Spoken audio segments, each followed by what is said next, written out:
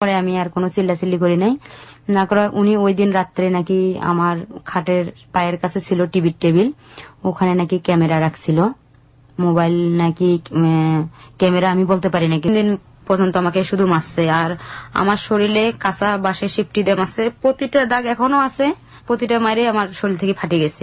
পরিচিত হয়ে একটু আপনার সঙ্গে, আপনার নামটা একটু বলবেন? আমার নাম মোসাম্মদ তহুজা আক্তার। মোসাম্মদ তহুজা আক্তার। তহুজা, আমাদের অনুষ্ঠানটা শুনেছেন আপনি কখনো? জি। কতদিন যাবত শুনছেন? 2 বছর। কোথা থেকে শোনেন আপনি? আমি ঢাকা ছিলাম, সাভার। ওখান থেকে আপনি শুনেছেন? এখন কোথায় আছেন? এখন আমি নীলফামারীতে। নীলফামারীতে আছেন। আপনার বর্তমান বয়স কত আনুমানিক? 22 বছর। 22 বছর। 23 বছর চলতেছে। 23 বছর চলছে। ঠিক আছে, 23 বছরের তহুজা আজকে তার জীবনের গল্প এখানে বলতে এসছে। চলুন আমরা শুনি তার কি জীবনের গল্প। শুরু করুন। আপনি যেহেতু হ্যালো 8920 শোনেন, আপনি তো জানেন কিভাবে মানুষ জীবনের গল্প এখানে এসে বলে। আপনি আপনার মতো করে বলুন। আমার যখন বয়স 11 বছর ছিল, তখন আমার বাবা মা 11 বছর সময় আমাকে বিয়ে দেয়। তখন আমি বিয়েতে রাজি হই না। তখন আমার বাবা অনেক গরিব থাকে। বাবা মা বলে যে এখন যদি বিয়ে না দিতে পারি পরে যৌতুক অনেক টাকা হবে। 11 বছর বয়সে চিন্তা করে। কয় ভাই বোন ছিলেন আপনারা? 3 বোন 1 ভাই। আচ্ছা আচ্ছা। আমি ছোট থেকে আমার নানার বাড়িতে মানুষ হয়েছি। নানা মারা গেছে, নানি মারা গেছে, পরে আমার বাড়িতে আসি। লেখাপড়া হয় না আমার জীবনে। তারপর গ্রামের প্রাক স্কুল ছিল, সেখানে 5 পর্যন্ত করছি। তারপর ক্লাস 6-এ উঠবো, বই নিয়ে দেয় না এবং টাকা পয়সা নাই আমাদের, তখন আর লেখাপড়া করা হয় না। বড় বোন মানুষের বাড়িতে ছিল, কাজ করছিল রংপুরে। তারপর বড় বোনকে বাবা বিয়ে দেয়। তখন আমি 11 বছর বয়সে আমাকে বিয়ের কথা বলে, আমি বিয়েতে রাজি হই না। তখন আমি বুঝি যে বিয়ে বিষয়টা বুঝি। পরে বাবা আমার মাকে বলে যে তোমার মেয়ে যদি বিয়ে না বসে তাহলে তোমাকে আমি ডিভোর্স করব। পরে গ্রামের লোকজন, মা অনেক কান্দাকাটি করে। করার পরে আমি বিয়েতে রাজি হই। আমার ভাই ঠাকুরগাঁতে মাদ্রাসা পড়ে। বাবা মা আমাদেরকে লেখাপড়া করে না, কিন্তু ভাইকে লেখাপড়া করায়। আপনাদের কেন করে না? আমরা মেয়ে বাচ্চা, আমাদেরকে বিয়ে দেবে, আমরা যে কোনো ভাবে করি খেতে পারবো। আপনাদের কি সামর্থ্য ছিল না আপনার বাবা মার আপনাদেরকে পড়ানোর? সামর্থ্য ছিল, কিন্তু কম বেশি না। আর ছেলে চাকরি করবে, বাবাকে ভবিষ্যৎ পড়বে, আমরা তো বিয়ে বসবো, বিভিন্ন জায়গায় করি খাবো, এরকম বাবা মা চিন্তা করতো। আচ্ছা আচ্ছা। পরে আমার ভাইও আসে, আমাকে অনেক মাইরডাং করে। পরে আমি এক পর্যায়ে বিয়েতে রাজি হয়ে যাই। তখন 2003 সালে আমার বিয়ে হয়। ছেলের বাড়িতে, আমাদের গ্রাম অঞ্চলে নিয়ম হলো যে একটা মেয়ের সাথে 2 থেকে 3 বার সাথে লোক যায়। তা আমার সাথে 2 বার লোক গেছে। 2 বারের সময় আমি যে দেখি যে ছেলেটা আমাকে নিয়ে আলাদা পরিবারে থাকবে বা আলাদা সংসার করে আমাকে নিয়ে খাবে। তারপর আমি এটা বুঝতে পারি। তৃতীয়বারে আমি আমার মাকে বলি, আমার শ্বশুর নিতে আসে ওখান থেকে। পরে আমার মাকে বলি, মা আমার এটাই শেষ যাওয়া। আমাকে একটু বিষয়টা একটু পরিষ্কার করেন, আমি ঠিক বুঝতে পারছি না যে এই 2 থেকে 3 বার যাওয়া মানে আসলে কি, আর যার সঙ্গে আপনার বিয়ে হলো সেই বা কে, তার সঙ্গে সে আপনাকে দেখতে আসলো না, হুটহাট করে কি বিয়ে হয়ে গেল? আমি পুরো বিষয়টা একটু পরিষ্কার হতে চাচ্ছি, বলুন। বিয়ে হওয়ার পরে আর কি ছেলের বাড়িতে প্রথম যাই। প্রথম আর কি বউ উঠাই নেওয়া যায়, যে সে সময় যাই। পরেও একবার যাই, মানে 1 দিন করে গেলে 3 দিন করে ছিলাম, থাকার পর চলে আসি, আবার 3 দিন পর নিয়ে যায়। 3 দিন থাকার পরে আবার নিয়ে আসে। এটা নিয়ম আর কি, তাই তো? এটা আমাদের গ্রামের নিয়ম।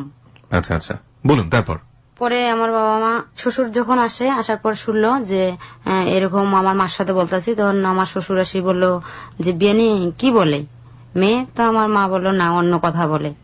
তারপর ছেলের বাড়িতে আমি যাই। যাওয়ার পরে যে ছেলে আলাদা ঘর উঠাইছি, তখন আমি একবারে শিয়ান হই নাই, বা ও ছেলের ভাবিরা বলে তুমি আজকের থেকে ওই ঘরে থাকবা।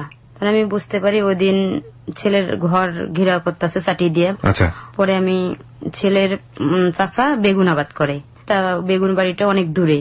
তা আমার ছেলের চাচি হচ্ছে আমার, মানে ওনার বয়স আমার বয়স স্বাভাবিক একরকম, আমাকে খুবই আদর করে ওই চাচিটা। তা চাচির কাছে আমি সবকিছুই বলি। 2 বার গেছি, 2 বারে বলি। আর যে বাড়িতে আমাকে বিয়ে দিচ্ছে ওই বাড়িতে আমার শাশুড়ির ছিল 4 ছেলে 2 মেয়ে, একজনকারও বিয়ে হয় নাই, সব ছোট ছোট বাচ্চা। ওই ছেলেটাই ছিল বড়। তো ওই বেগুন বাড়িতে আমি যাই, মানে আমি দেখি আমার চাচা শ্বশুর এন্ডেল দিয়ে গেছে। তো আমি আবার ওখান থেকে ঢালি নেই। ঢালি নিয়ে আসার সময় আমার চাচি শাশুর যে পিছনে থাকে, আমি আর বলতে পারি না। পরে আমি ওটা ঢালি নিয়ে আসি। আমার শ্বশুর বাড়িতে পিছন দিকে পলপুজ ছিল, ওখানে রাখি। তা আমার চাচি শ্বশুর দেখিয়ে পিছ দিকে দিয়ে যায়। যাওয়ার পর আমাকে ডাক দিয়ে নিয়ে আসে, ভাত খাওয়ায়। ভাত টাত খাওয়াই, বলে যে বলো তো তোমার কি হয়েছে? তা আমি কিছু বলি না। তারপর অনেকবার বললো যে আমি যদি তোমার মা হই তুমি আমাকে বলবা না? তারপরে আমি বললাম যে চাচি, মানে আমি ফ্রি ভাবে বলছিলাম যে চাচি মনে হয় আসলে জিনিসটা প্রকাশ করবে না। পরে চাচিকে বলি, চাচি আমার বাবা মা এভাবে আমাকে অনেক মাইডাং করিয়া আমাকে বিয়ে দিচ্ছে, আমি এখানে বিয়ে বসতে চাই নাই, আমাকে এভাবে মাইডাং করে বিয়ে দিছিল। তা যখন আমার বাবা মা আমাকে ওখানে বিয়ে দিছে সেই সময় 35,000 টাকা যৌতুক দিছিল, একদম ক্যাশ বুঝি। মানে জমি দিছিল আর 2টা গরু দিছিল, 16,000 টাকাতে 2টা গরু দিছিল। তা ওই ছেলে টাকা পয়সা সবকিছু নষ্ট করছে, গরু 2টা নষ্ট করে নাই। পরে ছেলেটা যখন আমার চাষির সাথে এরকম কথাবার্তা বলছি, পরে শুনতে পারে ওই ছেলের মা আসি। পরে ছেলেকে বলে, ছেলে ওনার হাট বাজার হচ্ছে কইমারি বলে, ওখানে গরু 2টা নিয়ে গেছে বেচবে। পরে আমার চাচি শাশুড়ি চাচা শাশুড়কে বলে, যেটা শ্বশুরকে বলে, পরে ওরা যা বাজার থেকে গরু নিয়ে আসে, যে মেয়েটা তো নিয়ে সংসার করে খাবে না, আবার মেয়েটার গরু বিক্রি করবা কেন। আচ্ছা। পরে গরু নিয়ে আসে, আসার পর আমি আমার চাচি শাশুড়ি সবাইকে বলে যে মেয়ে এরকম জমির থেকে এন্ডিল নিয়ে আসে, খেয়ে মারা যাবে। আপনি তখন এইগুলো খেয়ে মরে যাওয়ার কথা চিন্তা ভাবনা করছেন? হ্যাঁ, আমি খেয়ে মরে যাওয়ার চিন্তা ভাবনা করছিলাম। কেন করছেন? আমি তো ওই ছেলেকে নিয়ে সংসার করব না। কেন? আপনি তাহলে বিয়ে বসলেন কেন? যে আমার বাবা আবার ফার্স্ট টাঙ্গি ধরছিল, সে আমার মাকে ডিভোর্স করে, এদিকে আমার মা সংসার নষ্ট হয়ে যায়, ভাই আপনাকে পেটাচ্ছে। আর এক পর্যায়ে আমার বাবা আমাকে না বলিয়ে, আমি না জানা সত্যতে আমার বাবা ওই ছেলের বাড়িতে টাকা পয়সা দিয়ে আসে। তখন এগুলো চিন্তা করি আমি বিয়ে রাজি হয়েছিলাম। পরে আমার চাচি শাশুড়ি যখন সবাইকে বলে, সবাই জানতে পারে, জানার পর আমার গার্জিয়ান পক্ষকে ডাক দেয়, ডাক দিয়ে বলে যে আপনারা মেয়েকে জোর করে বিয়ে দিচ্ছেন, আপনাদের মেয়ে থাকবে না। তখন আমার বাবা যায়, আমার খালু ছিল বিয়েতে, খালু যায়, আমাকে জিজ্ঞাসা করে তুমি কি থাকবা না? আমি বলছি না, আমি থাকবো না, প্রয়োজন হলে আমার বাবা যদি আমাকে কখনো বিয়ে না দেয় আমি বিয়ে বসবো না, তবু আমি এখানে থাকবো না। পরে আমার বাবা কাজী নিয়ে আসি আমাকে দিয়ে ওই ছেলেকে দিয়ে ডিভোর্স করায়, আমি ডিভোর্স দিয়ে দিই ছেলেটাকে। কয়দিন পরে বিয়ের 3 মাস পরে। বিয়ের 3 মাস পরে আপনি ডিভোর্স দিয়ে দিলেন? আচ্ছা। ছেলে পক্ষ থেকে আমাদেরকে কিছু দেয় নাই, ছেলের যে চাচা ছিল উনি গরু 2টা আমাদেরকে ব্যাগ দেয়। পরে আমি বাড়িতে চলে আসি। আমার বাবা কুমিল্লায় কাজ করে, কৃষি কাজ করার জন্য যায়, কৃষি কাজ করা যায়। আমাদের এমনি জায়গা জমিন ছিল, কিন্তু জায়গা জমিনের এত দাম ছিল না তখন। বিয়ের পর আমি যখন বাড়িতে আসি, বাড়িতে আসার পর আমার বাবা মা আমার সাথে অনেক অন্যায় অত্যাচার শুরু করে দেয়, বলে যে এত টাকা পয়সা দিয়ে বিয়ে দিলাম, ওখানে থাকলি না, এখন তোমাকে আমি বিয়ে দেবো না। তা আমি বলি যে না, বিয়ে না দিলে না দাও, আমার সমস্যা নাই। এক পর্যায়ে আমার বাবা কুমিল্লায় কাজে যায়। তা আমার বাবার মা ফ্যামিলিতে ওরা সংসার করতো এভাবে, মানে কাক থুয়ে কে বড় হইতে পারে, মানে ঝগড়াঝাটি লেগে থাকতো। আমার নানার বাড়িতে অর্থ সম্পদ আছে, আমার মা চিন্তা করে যে মানে ওর স্বামীর চেয়ে আমার মা আর কি বড় হতে চায় অর্থ সম্পদ দিক দিয়ে, বাবার বাড়ি থেকে নেয়, আবার স্বামীর বাড়িটা বাবার বাড়িতে নেয়, এভাবেই করতো। করার পর আমার বাবাও যদি 1 শতক মাটি কেনে, আমার মাও 1 শতক জমি কেনে, এরকম। পরে আমার বাবা কুমিল্লা যায়, বাড়ির সংসার দিয়ে চলে না, মোটামুটি চলে, কিন্তু কুমিল্লা যায় টাকা নিয়ে আসলে জমি কেনে, ওই টাকাটা দিয়ে জমি কেনে। তারপর আমাদের খুবই অভাব, মানে অভাব বলতে যে আমার বাবা আমাদেরকে অভাব সৃষ্টি করে, মানে জমি জায়গা যা থাকে আবাদ করলে হয় খাওয়া দাওয়া, কিন্তু জমির প্রতি আমার বাবা নেশাটা থাকে বেশি। পরে আমার বাবা কুমিল্লা যায়, এক পর্যায়ে মা বাড়িতে থাকে, বাবা আমাদেরকে খাবার হিসাব করে দেয়া যায়, চাউল ডাউল, মানে আমার মা সবসময় টানাটানি করে আমার নানার বাড়িতে, তো হিসাব করে আমার বাবা চলে যায়। যাওয়ার পর আমার মা আমাকে 3 দিন ভাত রান্না করে আমার মা খায়, আমার ছোট বোনকে নিয়ে খায়, আমাকে দেয় না। এভাবে আমি 2 দিন না খাওয়া। 3 দিনের দিন আমার পাশের বাড়িতে দাদি ছিল, দাদিকে যে বলছিলাম, দাদি আমি আজকে 3 দিন থেকে না খাওয়া, আমার মা ভাত রান্না করে খাইলো এই মাত্র, আর আমাকে ভাত দিল না। পরে দাদি বলে তুই নিয়ে খাইতে পারিস না? মানে না, যে ভাত রান্না করছে মা খাইয়া শেষ করছে। তারপর আমার বাবা এক দোকানে কাজ করতো আমাদের গ্রামে, পেটের ক্ষুধা সহ্য করতে না পেয়ে ওই গ্রামের ওই লোকের বাড়িতে যাই, যে আমি বলছি যে ওনার ব্যবসা ছিল চানাচুর বিক্রি করে, চানাচুর বাড়িতে মেল তৈরি করে। পরে আমি বলছি চাচা আপনার বাড়িতে আমি থাকবো, বলছে ঠিক আছে থাকো। পরে ওই চাচার বাড়িতে যে আমি 3 দিন থাকার পর আমার বাবা কুমিল্লা থেকে ফিরে আসে। কুমিল্লা থেকে ফিরে আসার পর আমার বাবা আমার ভাই এসে ওনার বাড়ি থেকে আমাকে নিয়ে যায়। তখন আমি শিয়ান হয়ে গেছি, আমাকে নিয়ে যায় আমার বাবা মানে নিজেই আর কি বলে যে আমার হয়তো বা কারোর সাথে সম্পর্ক, এর জন্য আগের স্বামীর বাড়িতে থাকি নাই, মানে এগুলো আমার বাবা আমাকে বলতেছে যে কার সাথে সম্পর্ক আমাকে স্বীকার হইতে বলতেছে, কিন্তু আমার আসলে কারোর সাথে কোনো সম্পর্ক ছিল না, আর সম্পর্ক কি জিনিস আমি করিও না এবং বুঝিও না ওই টাইপটা। পরে আমার বাবা আমাকে ওই বাড়িতে গেছিলাম বিধায় আমার বাবা আমাকে অনেক মাইডাং করে, মাইডাং এরকম করে আমাকে, আমার এলাকার সবাই জানে, মানে 3-4 এলাকা পর্যন্ত জানে। আমার বাবা আমাকে একদিন মাইর শুরু করে দিছে, আমার হাত পা বেঁধে, পিছনে হাত পা বেঁধে আমাকে মাইর শুরু করে দিছে। 3 দিন পর্যন্ত আমাকে শুধু মারছে। আর আমার শরীরে কাঁচা বাঁশের শিপটি দিয়ে মারছে, প্রতিটা দাগ এখনো আছে, প্রতিটা মারে আমার শরীর থেকে ফাটে গেছে, ব্লাড বাইর হয়েছে। আর হাত বাঁধি রাখছে, হাত দিয়ে ব্লাড যাচ্ছে। 3 দিন আমাকে আমার মা ভাত খাওয়াই দিছে, কিন্তু আমার বাবা হাতের দড়ি খুলে দেয় না। কেন যে দেয় না আমিও বুঝতে পারি না, বাবাকে বলতেও পারি না যে আমাকে মাইরডাং কেন করতেছো। কিন্তু বাবার আইডিয়ার যে আমি কারোর সাথে সম্পর্ক করি, এটা আপনার বাবার ধারণা ছিল? এটা আমার বাবার ধারণা ছিল, এর জন্য আমি ওখানে সংসার করি নাই। কিন্তু আমি বাবার মুখের উপর দিয়ে কখনো বলতে পারি না যে আমার কোনো সম্পর্ক নাই, বা সম্পর্ক সম্পর্কে আমি কিছুই বুঝি না। তখন আমার বয়স কিন্তু 12 বছর।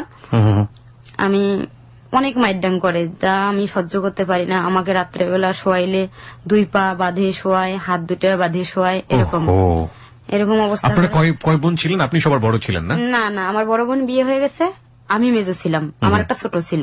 আর ভাইটা মানে আমার বোন 1 নম্বর, 2 নম্বর ভাই, আমি 3 নম্বর ছিলাম।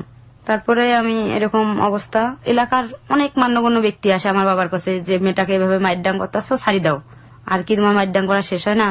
আমার বাবা মানুষের সাথে খারাপ ব্যবহার করে, খুবই খারাপ আচরণ করে। তখন মানুষ চলে যায়, এত খারাপ ব্যবহার না শুনে চলে যায় যার যার মতো। এদিকে আমার মামা খালারা সবাই আসি, মানে বাড়িতে যেভাবে একটা মানুষ মারা গেলে কাদাকাটি করে এরকমই, কিন্তু আমার বাবা আর আমি ঘরের ভিতরে। আমার বাবাও আমাকে রাখিয়ে বাইর হয় না, পানি খেতে চাইলে আমাকে মাইরডাং করে, ভাত খাওয়াই নাই আমাকে, 3 দিন না খাওয়াই মাইরডাং করছে। তারপরে আমার এলাকায় একজন শিক্ষক ছিল, ওনার নাম হচ্ছে দুলাল মাস্টার। উনি আমাদের এলাকায় একটা হাই স্কুলের শিক্ষক, কম্পিউটার শিক্ষক। আর একজন আমার চাচা হয়, উনি, ওনার নাম হচ্ছে হাজি, ওয়ারেস বলে, কিন্তু উনি হজ করে আসছে, ওয়ারিস হাজি বলে সবাই চেনে। তারপর আমার বাবা আমাকে ইতিপূর্বে হাত ছাড়ি দিলে পরে আমার মা, আমি ওই আমার বাবার ফুপুর বাড়িতে যাই। আমার মাও বলে যে না, আমার মেয়েকে এত অত্যাচার করছে, আমরা বাড়িতে থাকবো না। পরে আমার বাবা কি বলে যে এরকম পরিকল্পনা করে যে আমার বাবা আমাকে ঢাকায় কোথাও বিক্রি করবে বা মানুষের কাছে দেবে, এরকম চিন্তা ভাবনা আমার বাবা করে। তখন আমার মা শুনতে পারে এবং আমিও শুনতে পারি। আমার পাশের বাড়ির একটা লোক আর কি, ওর মেয়ে বিভিন্ন জায়গায় দিয়ে দিয়ে বাইর হয়, এগুলো আর কি আমরা শুনতে পারি। পরে আমার মা আমাকে নিয়ে চলে যায় আমার বাবার ফুপুর বাড়িতে। গেলে সে ভাইটা, কিন্তু ফুপুতো ভাইটা হচ্ছে যে উনি হজ করে আসছে। পরে ওনার কাছে আমরা বিস্তারিত বলি, ওখানে আমরা 3 দিন থাকি আমার মা সহ। থাকার পর আমরা নিজেরটাই খাই, খাওয়ার পরে আমার বাবা ওই ওর ফুপুতো ভাইটাকে ধরে, বলে আমার বউ বাচ্চাকে বাড়িতে আনি দাও, আমি আর এরকম করব না। তখন আমি যাব না। আমি আবার ওই চাচাকে বলি যে চাচা, আপনি যদি আমাকে দিয়ে আসেন তাহলে আমি বিষ খেয়ে মারা যাবো। মানে নিজের বাবার বাড়িতে? হ্যাঁ, আমার বাবার বাড়িতে দিলে, কারণ বাপ প্রচুর অত্যাচার করে। মাও আপনার সঙ্গে এসছে? কেন এসছে? হ্যাঁ, মা আসছে। যে মাকেও কি অত্যাচার করতো? মাকে অত্যাচার করতো না, আমি শিয়ান। আমি যদি কোথাও যাই বা আমার সাথে কেউ খারাপ কিছু করে, এই জন্য মা আপনার সাথে এসছে? হ্যাঁ, মা আমার বাবার সংসার থেকে আমার সাথে চলে আসছে। কিন্তু আমরা পাশের গ্রামে আছি। তারপর ওই চাচা আমি বলি, তারপর ওই ভাইটা অনেক শিক্ষিত। তারপরে ওই ভাইকে আমি বললে, ভাই বলে ঠিক আছে, তোমাকে আমি যে বুদ্ধি শিখাই দিচ্ছি ওই কাজ করবা। যদি ওখানে নাই থাকতে চাও তাহলে এক কাজ করো, আমরা তোমাকে দিয়ে আসবো, পরে তুমি পালিয়ে আসবা আমাদের কাছে। একদিন নিয়ে যায়, নিয়ে গেলে আমার বাবার কাছে দেয়, আমার বাবাকে বুঝায় আর মারডাং করবেন না, দিয়ে গেলাম আমরা সম্মান করি, হ্যাঁ, করলে পরে মেয়ে নষ্ট হয়ে যাবে, এভাবে আমার বাবাকে বলে। বলার পরে আমার বাবা ঠিক আছে। কিন্তু আমি ওনার সাথে কথা বলছি যে আমি যদি যাই, যদি আপনি আমাকে রাতের রাত না আনেন তাহলে আমি মারা যাবো, যে কোনো ভাবে মারা যাবো, এটা বলছিলাম। পরে রাত্রে ওনারা আমাকে সন্ধ্যাবেলা দিয়ে যাওয়ার পর আবার রাত্রে 11টার দিকে আসে। আসার পর ওনারা আমাকে বলছিল যে আমরা কথা বলবো, এদিকে তুমি পালিয়ে যাবা। পরে আমার বাবাকে নিয়ে যায়, আমাদের পুকুর পর আছে, ওখানে কথা বলে আমার কাপড় চোপড় যা থাকে সাথে আমি নিয়ে চলে যাই। কিন্তু ওরা বলছিল এক বাসায় যাইতে, আমি সে বাসায় যাই আর কি। ওই ভাইটাকে আমি চিনি, ওনার বাসায় রাত্রেবেলা চলে যাই, রাত 12টার দিকে। আপনি বাসা থেকে পালালেন কেন? কারণটা কি? বাসা থেকে পালাইলাম ওই যে আমার বাবা আবারও বাড়িতে আসলাম, এত অন্যায় অত্যাচার করলো, এলাকাবাসী সবাই জানলো, আমি ওই বাবাকে মুখ দেখাবো না। আচ্ছা। আর ওই বাবার সাথে আমি থাকবো না এবং ওকে বাবা বলেও ডাকবো না। আপনার আপন বাবা তো ছিল? হ্যাঁ। আর আপনি পালাই যাচ্ছেন কোথায়? আপনার যাওয়ার কোনো ঠিকানা আছে? না, যাওয়ার কোনো ঠিকানাই নাই, কিন্তু হাজি সাহেব আর ওই মাস্টার বলছিল ওনারা আমাকে ঠিকানা দেবে। হাজি সাহেব এবং মাস্টার বলেছিল? আচ্ছা। তারপরে ওনাদের বন্ধুর বাসায় যাই, বন্ধুর বাসায় রাত্রেবেলা যাওয়ার পর ওনারা আমাকে রাখে, পরিচয় দিলে রাখে। রাখার পরে সকালবেলা হাজি, তারপর মাস্টার, আমাকে নিয়ে একটা রিক্সা ভাড়া করে দেয়, ছাতা একটা মুখের সামনে দেয়, বলে যে ছাতাটা দিয়ে ঢাকি নিয়ে তুমি বেদগাড়ি একটা জায়গা ওখানে তুমি যাও। পরে আমি ওখানে যাই, ওনারা আমাকে বাসে নেয়। বাসে নিয়ে ওই হাজী সাহেব তখন রংপুর একটা জায়গা কিনছে, বাড়ি করে নাই, জায়গা কিনছে উনি হজ করে আসার পর একটা জায়গা কিনছে কিন্তু বাড়ি করে নাই। ওই বাড়িতে রিক্সাওয়ালা থাকে, ওই রিক্সাওয়ালার কাছে আমাকে রাখছে, রিক্সাওয়ালার ওয়াইফের কাছে। ওনারা আমি 4 দিন ছিলাম, 4 দিন খাওয়া দাওয়ার সবকিছু দিছে। মানে আমাকে রাখছে যে আমার বাড়ির পরিস্থিতিটা জানার জন্য, যে আমরা যে কথা বলি ওকে পাস করলাম আমাদেরকে ধরে কিনা, ওর বাবা আমাদেরকে কাছে দাবি করে কিনা। 4 দিন 5 দিনের দিক দেখে আমার বাবা পাশের বাড়িতেও জানে না যে আমি পালাইছি। তখন ওনারা চিন্তা করে নিয়েছে না এরা কথা মনে হয় ফাঁস করবে না। তখন আমাকে নিয়ে ঢাকা আসে, হাজি এবং দুলাল মাস্টার আমাকে 2 জন মিলে ঢাকা নিয়ে আসে। ওকে, আমরা এই জায়গাটা থেকে একটা ছোট্ট বিরতি নিতে চাই। প্রিয় শ্রোতা, আপনারা সবাই শুনছেন close up presence hello 8920 ABC radio FM 89.2 এ। আজকে তহুজার জীবনের গল্প এখানে প্রচার হচ্ছে, এবং তহুজার জীবনের গল্পে যে জার্নি শুরু হয়েছে সেটা একটা নির্যাতিত নারীর জীবনের গল্প। এরকম জীবনের গল্প আমাদের হ্যালো 8920 তে কখনো কখনো বিভিন্ন অ্যাঙ্গেল থেকে এসছে, কিন্তু এখানে আজকের গল্পের যে অ্যাঙ্গেল সেটা পুরোপুরি আলাদা। কি অর্থে আলাদা সেটার জন্য আপনাকে পুরো সময়টা জুড়ে আমাদের সঙ্গে থাকতে হবে। আমরা 3 মিনিটের ছোট্ট একটা বিজ্ঞাপন বিরতি নিতে চাই, ফিরছি আবার আপনার কাছে। হ্যাঁ বলুন তহুজা, তারপর কি হলো? ঢাকা নিয়ে আসলে আমাকে ঢাকা ওই হাজির আবার শালির ছেলে চাকরি করে ঢাকা বাইপাইলে আশুলিয়া থানার পিছনে, ওনার কাছে নিয়ে আসে। নিয়ে আসার পর ওনাকে বলে যে আপনার কাছে রাখলাম, আপনি একটু চাকরির ব্যবস্থা করে দেন। উনি আবার কি করে যে উনি আমাকে কোনো চাকরি বাকরির ব্যবস্থা করার চিন্তা ভাবনা করেন। ওনার বউ আছে, মানিকগঞ্জের মেয়েকে বিয়ে করছে। উনি বলে যে আমার কাছে রাখেন না, আমার কাছে না রেখে অন্য কোথাও রাখেন, কিন্তু আমি চাকরি নিয়ে যেতে পারবো। তখন আমার এলাকার এক চাচা ছিল, ওই ওয়ারিস হাজিরে ভাই, ওনার বাসায় আমাকে রাখে। ওনার বাসায় রাখলে তা তখনকার যুগে আর কি মানুষকে নাকি অনেক সম্মান দেওয়া হইতো। আমার বাবা যখন জমি কিনছিল তা ওনার বাবারে জমি কিনছিল। ওনারা কিন্তু ওই ওয়ারিস হাজি আর মান্নান মেম্বার, ওনারা কিন্তু 2 জনে ভাই। পরে আমার ওনার কাছে রাখে, ওনার ওয়াইফের কাছে রাখে। উনি তখন থাকে না ঢাকায়, আমাকে ঢাকা গাজীর চটে রাখে। ওখানে রাখলে পরে ওই মান্নান মেম্বার আসে, আসার পর ওর 4টা ছেলে মেয়ে ডাকে। ডাকার পর বলে এই মেয়েকে চেনো? কয় হ্যাঁ চিনি। ওর বাবা আমার সাথে কি করছে জানো? আমার বাবার সম্পত্তি লেখার জন্য যাচ্ছে পান খাইতে খাইতে, আর আমাকে বলে না যে তোমার বাবা জমি লেখি নিতে যাচ্ছে বা আসো কি বলো, আমাকে এই কথাটা বলে নাই। আর তার মেয়ে আমার বাড়িতে জায়গা পাইছে, এটা কি করি ভাবছো তোমরা? এই কথা বলার পর উনি রাগারাগি করে ওনার স্ত্রীর কাছ থেকে উনি চলে যায়। চলে যাওয়ার পর ওনার এক শালী ছিল, উনিও ইপিজেটে চাকরি করতো। আমাকে বলছে চলো বগাবাড়ি বাজারে যাই, বাজারে যে আমার বাচ্চাকে ডাক্তার দেখাবো। ওই দিন শুক্রবার ছিল, ইতিপূর্বে আমার চাকরি হয়ে গেছে ইপিজেটের পাশে আর কি। চাকরি হইলে আমি চাকরি করতে থাকি। 3 দিন চাকরির বয়স, শুক্রবার পরে বন্ধ দেয়। উনি আমাকে ওখানে নিয়ে যায় বগাবাড়ি বাজারে। বাজারে নিয়ে গেলে বাজার থেকে আসার পথে একটা মেস রুম, ওখানে আমাকে উনিও ঢোকে আমাকেও নিয়ে ঢোকে। তা ওখানে নাস্তা খাই। খাওয়ার পরে উনি কি করে যে মাথার স্কার্ফ থাকে, স্কার্ফটা ওখানে রাখি আসে।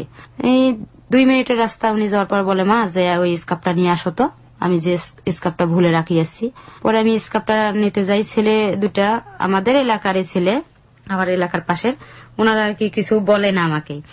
পরে মহিলা বাসা আসি বলে কি যে ওই মেয়েটা খারাপ কিছু করছে, মানে আমার শরীরে নাকি হাত দিয়েছে ওই ছেলেগুলা। তার ছেলেগুলাকে ডাক দিয়ে, মানে ওই যে যার বাসায় রাখছে, কয় এখন এই মেয়েকে তুমি নিয়ে চলে যাও, এই মেয়ে ভালো না। তারপর এই কথার সাথে আমাকে রাত্রে গাড়িতে টিকিট কাটিয়ে আমার চাকরি তো 3 দিন পরে নিয়ে চলে গেছে। চলে যাওয়ার পর রাস্তায় ওই দুলাল মাস্টারকে ফোন দিছে, বলে যে মেয়েটাকে আমরা নিয়ে আসতেছি। তখন দুলাল মাস্টার বলছে যে ছেলেটার নাম ছিল রানা, বলছে দেখ আমার হাত তোর পায়ের নিচে, হ্যাঁ মেয়েটাকে অন্তপক্ষে এলাকায় ঢুকাস না, এলাকার বাইরে রাখ। আমি আজকে স্কুল আছে, স্কুল ক্লাস করে আমি দেখা করবো তোর সাথে। তখন ওই ছেলের নানার বাড়িতে আমাকে রাখছে।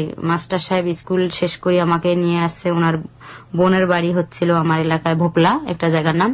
ওনার বড় বোনের বাড়িতে নিয়ে গেছে। নিয়ে যাওয়া ওনার বড় বোনকে বলছে যে এটা মনে করবি যে তোর বোন, ওকে রাখ একদিনের জন্য। আজকে সন্ধ্যাবেলা রাখি গেলাম, কালকে আসি আমি ওকে নিয়ে যাবো।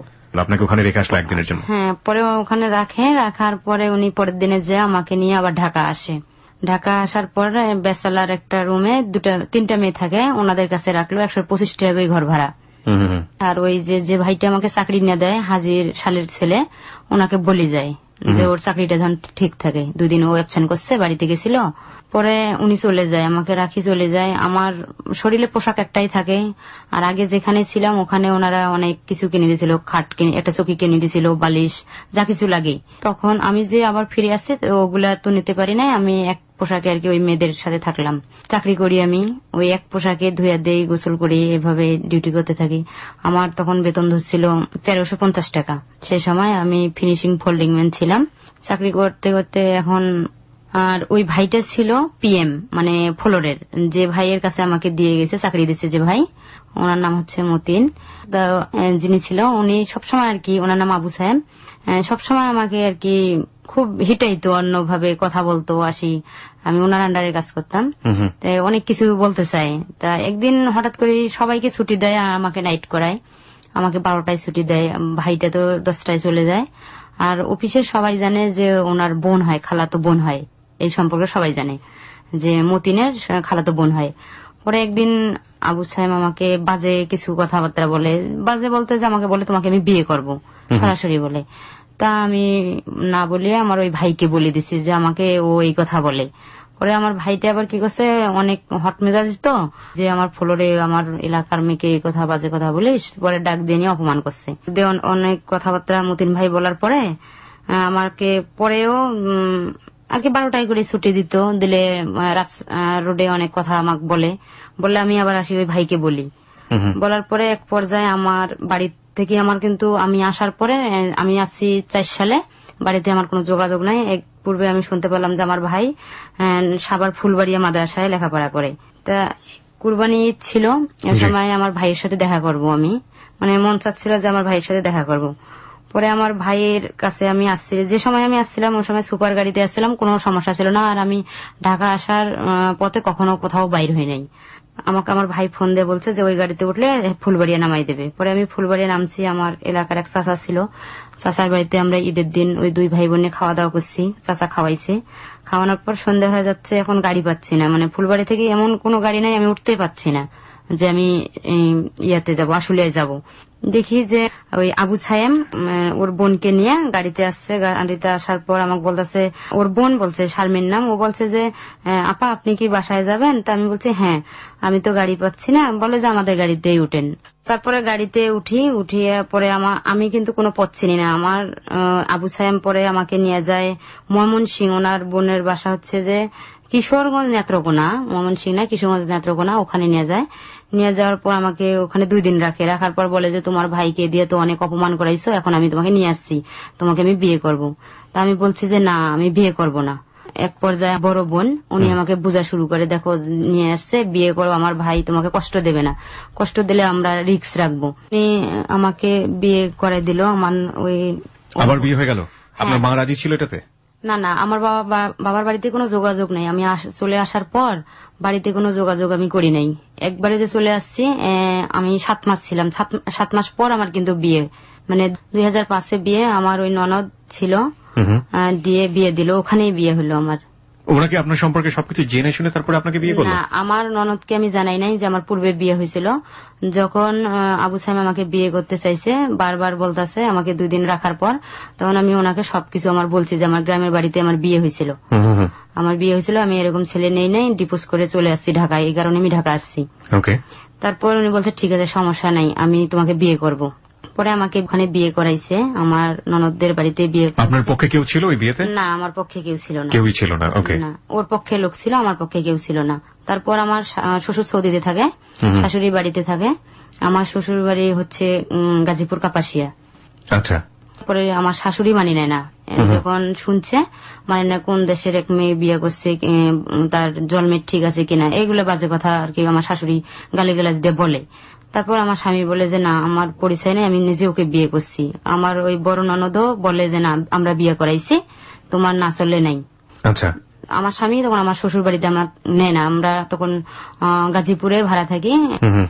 আমার স্বামী ইতিপূর্বে ওই যে বার্জ গ্রুপের চাকরি ছাড়ি দিল। আচ্ছা। যখন আমাকে বিয়ে করছে তখন তো সবাই আলোচনা করে যে ওই ছেলে ওই মেয়েকে বিয়ে করলো, তখন ওখান থেকে চাকরি ছাড়ি দিয়ে গাজীপুরে চাকরি নিল। ওখানে বাসা নিয়ে থাকার পরে এক পর্যায়ে আমাদের অভাবের সংসার, স্বামী অনেক কম টাকা ইনকাম করে, আমার শ্বশুর ফোন করে যে তোমরা দুইজনে চলে আসো, আমি ভিসা করাই দিচ্ছি।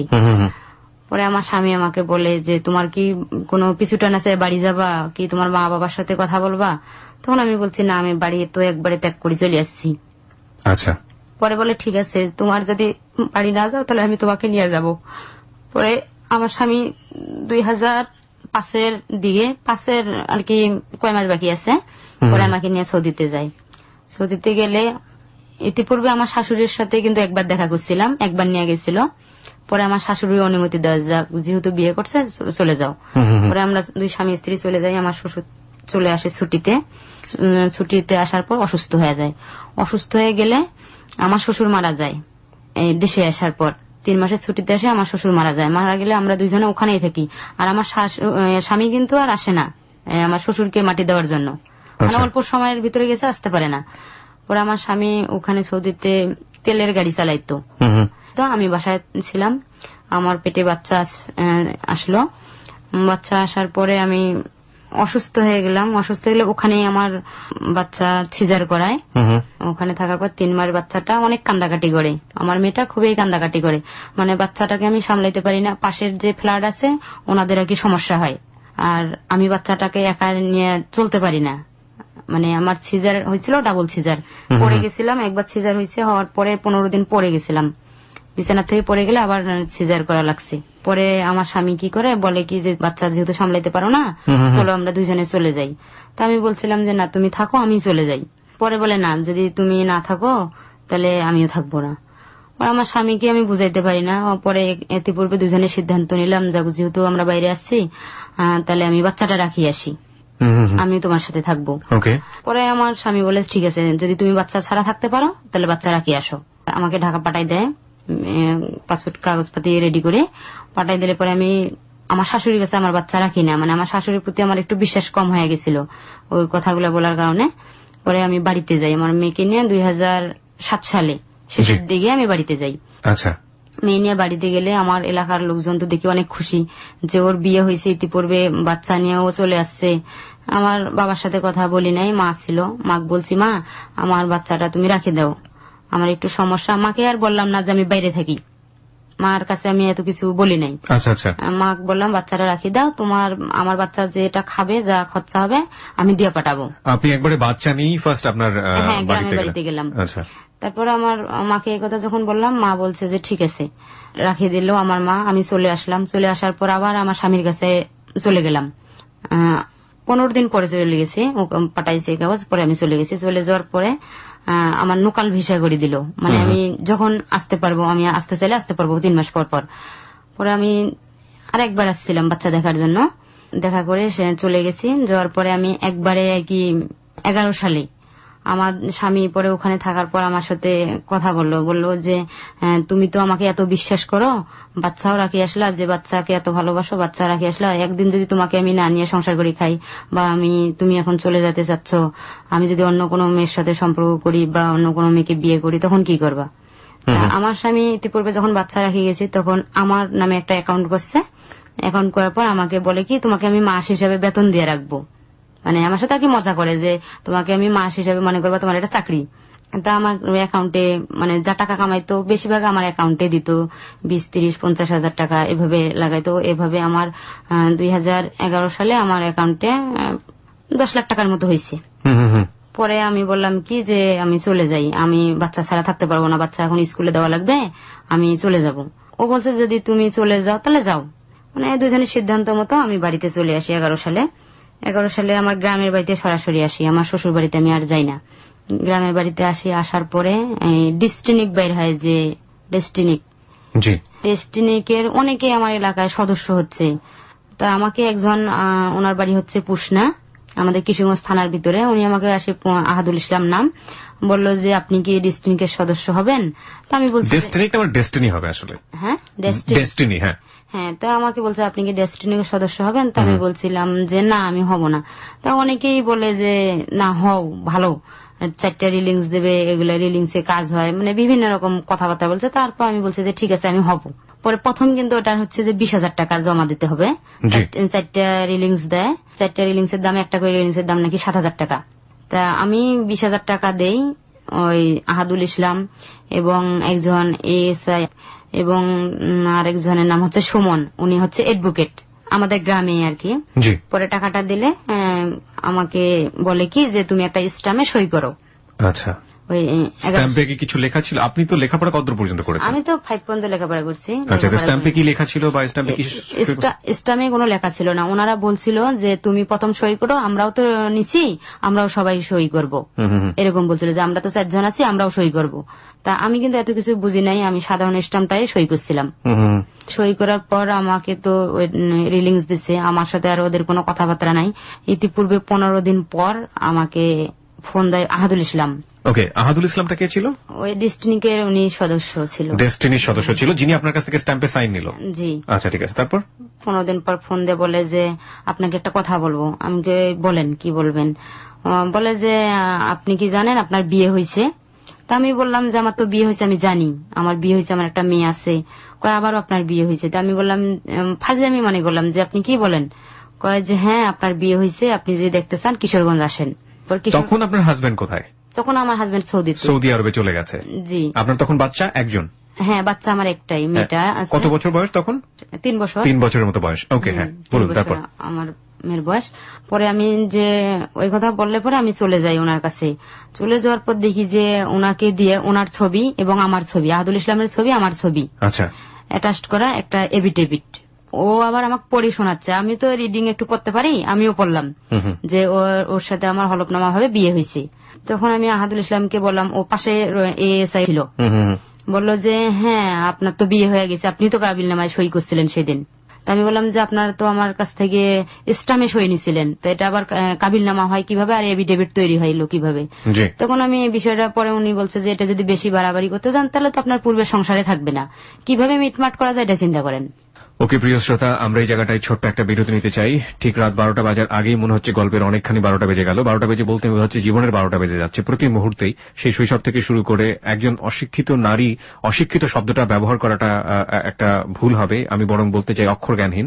এবং এই জায়গাটি থেকে মানুষের জীবনে কত বড় বড় বিপদ চলে আসতে পারে এবং সেই বিপদগুলো কতটা ভয়াবহ আকার ধারণ করতে পারে সেটা আপনারা দেখলেন। ও যখন ছোটবেলায় বলছিল ওর কথা যে আমার বাবা মা আমাকে লেখাপড়া শেখায়নি, তখন ও কাঁদছিল। কেন কাঁদছিল? আজকে যদি ওকে লেখাপড়া শেখানো হতো তাহলে হয়তো জীবনটা এরকম হতো না। কিন্তু কি হয়েছে জীবনে আমরা সেটা জানতে চাই। রাত 12টার সংবাদে ফিরছি। হ্যাঁ তহুজা, তারপর কি হলো? তারপর আমি বললাম যে না, এই কাগজটা যদি সবাই দেখে তাহলে তো আমার সংসার থাকবে না, বাবা মাও খারাপ বলবে। এমনিতে আমার বাবা মা আগের থেকে আমাকে নির্যাতন করছে, আবার এখন আমার বাচ্চা আমার বাবা মার কাছে রাখছি। তখন আমাকে এসআই এবং আহাদুল ইসলাম বলে যে আপনি এক কাজ করেন, আপনি আমাকে 2 লাখ টাকা দেন, এগুলো একদম ঢিসমিস করে ফেলাবো, এগুলো কখনো কেউ জানতে পারবে না, আমাদের 3 জনকার মাধ্যমে থাকবে। তখন আমি আহাদুল ইসলাম এবং হাত পা ধরে অনেক কান্দাকাটি করার পর বলি যে ভাই আমার কাছে তো এত টাকা নাই, আমি 1 লাখ টাকা দেবো, এটা যেন কখনো কেউ না জানতে পারে। আহাদুল ইসলাম এবং সাথে আরেকজন, উনি কি পুলিশের ছিলেন? হ্যাঁ, উনি পুলিশের ছিল, আমাদের কিশোরগঞ্জ থানার পুলিশ।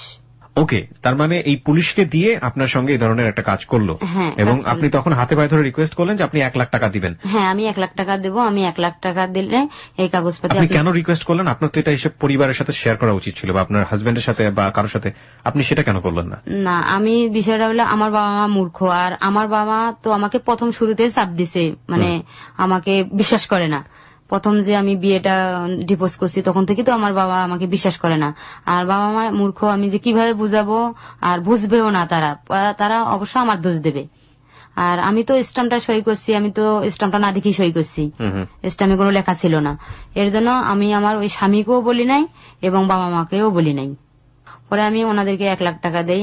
টাকাটা যখন নেয় আহাদুল ইসলাম এবং নেওয়ার পর আমাকে একটা 1 লাখ টাকা আপনি পান কোথায়? 1 লাখ টাকা ওই যে আমার অ্যাকাউন্টে টাকা ও দিছিল। আচ্ছা, আমার স্বামী, আমার স্বামীকে না জানিয়ে আপনি চুরি করে কাজটা করেছেন? হ্যাঁ, আমি চুরি করে ওর অজান্তে আমি টাকাটা উঠাই। কাকে দিলেন? পুলিশকে? পুলিশকে দিলাম। আচ্ছা, পুলিশকে দেওয়ানোর পরে তারপর পুলিশ বলে যে ঠিক আছে, আমাকে কিন্তু একটা স্ট্যাম্প দিয়ে দিল, যে স্ট্যাম্পটা লেখছে ওই স্ট্যাম্পটা আমাকে দিয়ে দিছে, বলছে যে নাও এই স্ট্যাম্প তুমি নিয়ে যাও। আচ্ছা, আমি স্ট্যাম্প নিয়ে আসছি। নিয়ে আসার পরে তারপর আবার 20 দিন পর আবার আমাকে ওই আহাদুল ইসলাম এবং ওই এসআই ফোন দিয়ে বলে কি যে আপনাকে কিন্তু ভুয়া স্ট্যাম্প দিছি, আপনাকে অরিজিনাল স্ট্যাম্পটা দেয় নাই। তারপর আমি বলি যে না, আপনারা যদি এরকম ভাবে আমাকে ব্ল্যাকমেল করেন আমাদের সংসারটাই যাবে, তা সংসার যাক ভাই, আমি আর কোনো টাকা পয়সা আপনাদেরকে দিতে পারবো না, আর আপনাদের যদি আমার সংসার ভাঙিয়ে লাভ হয় তাহলে আপনারা তাই করেন, আমার কাছে আর কোনো টাকা পয়সা নাই।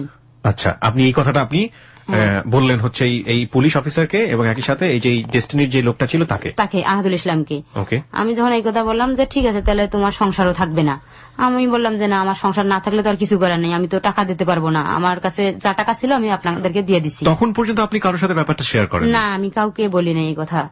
আর আমাদের ভিতরে কেউ শিক্ষিত নাই, আমার ভাইও বাইরে থাকে, হ্যাঁ, ও তো বাইরে লেখাপড়া করে, আমি কারোর সাথে আর কি এই বিষয়ে আমি শেয়ার করতে পারি না, আর কাউকে বলতেও পারি না।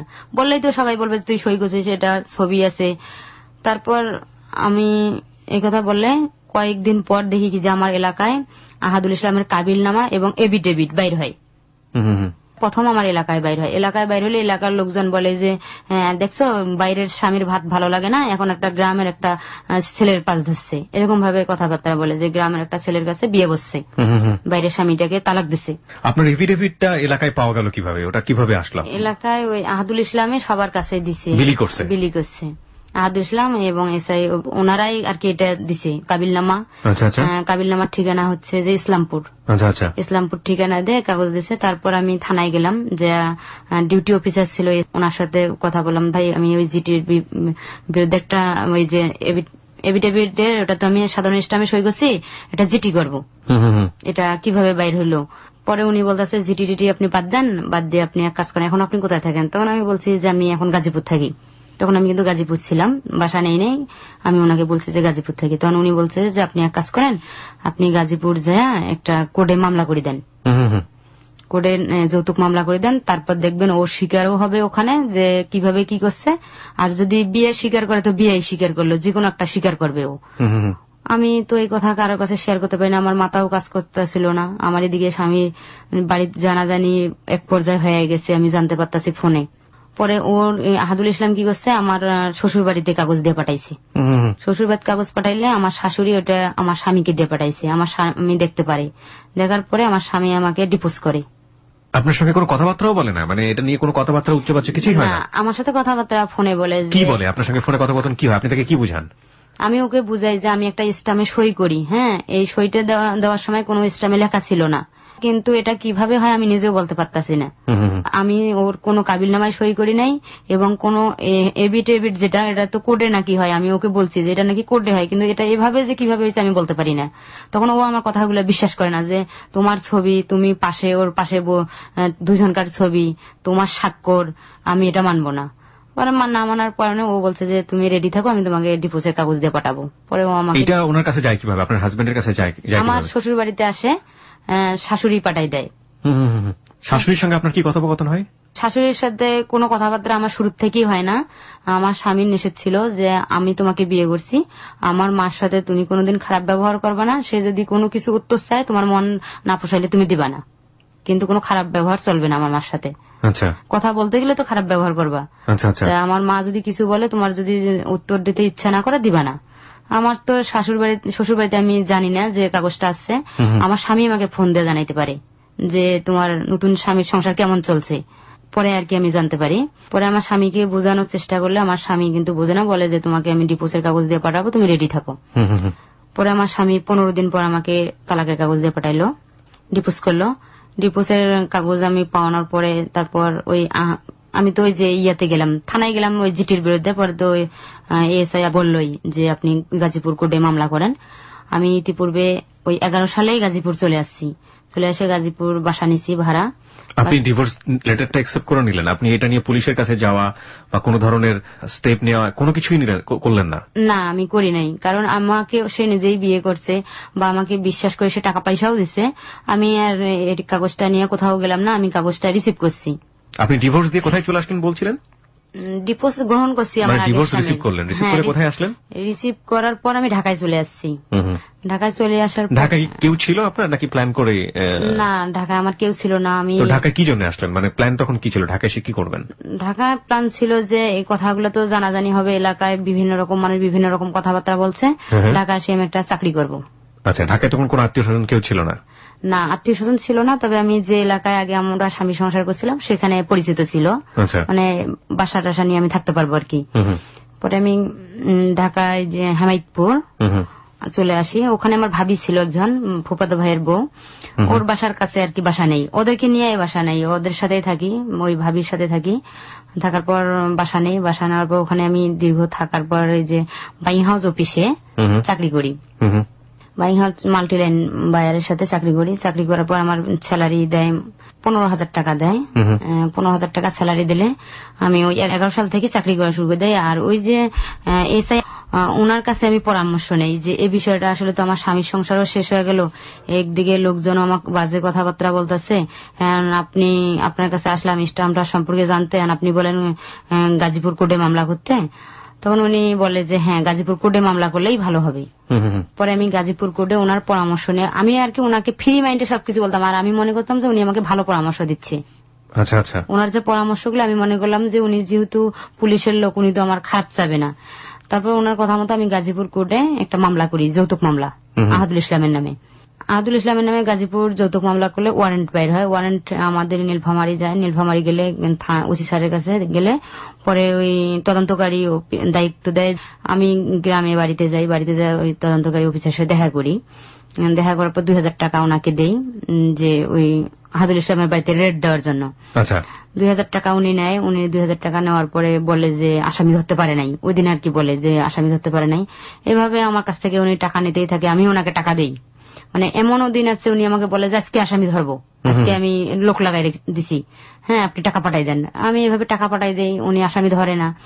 আর আমি এদিকে আমার পূর্বের স্বামীর সাথে আমি কিন্তু কথা মেয়ের সূত্রতে বলি ওকে বুঝাইতে চাই, কিছুটা আবার বোঝে, আবার কিছু একদিন যদি বোঝে 2 দিন আবার পাশে যায়, আমার কথাগুলো শুনতে চায় না।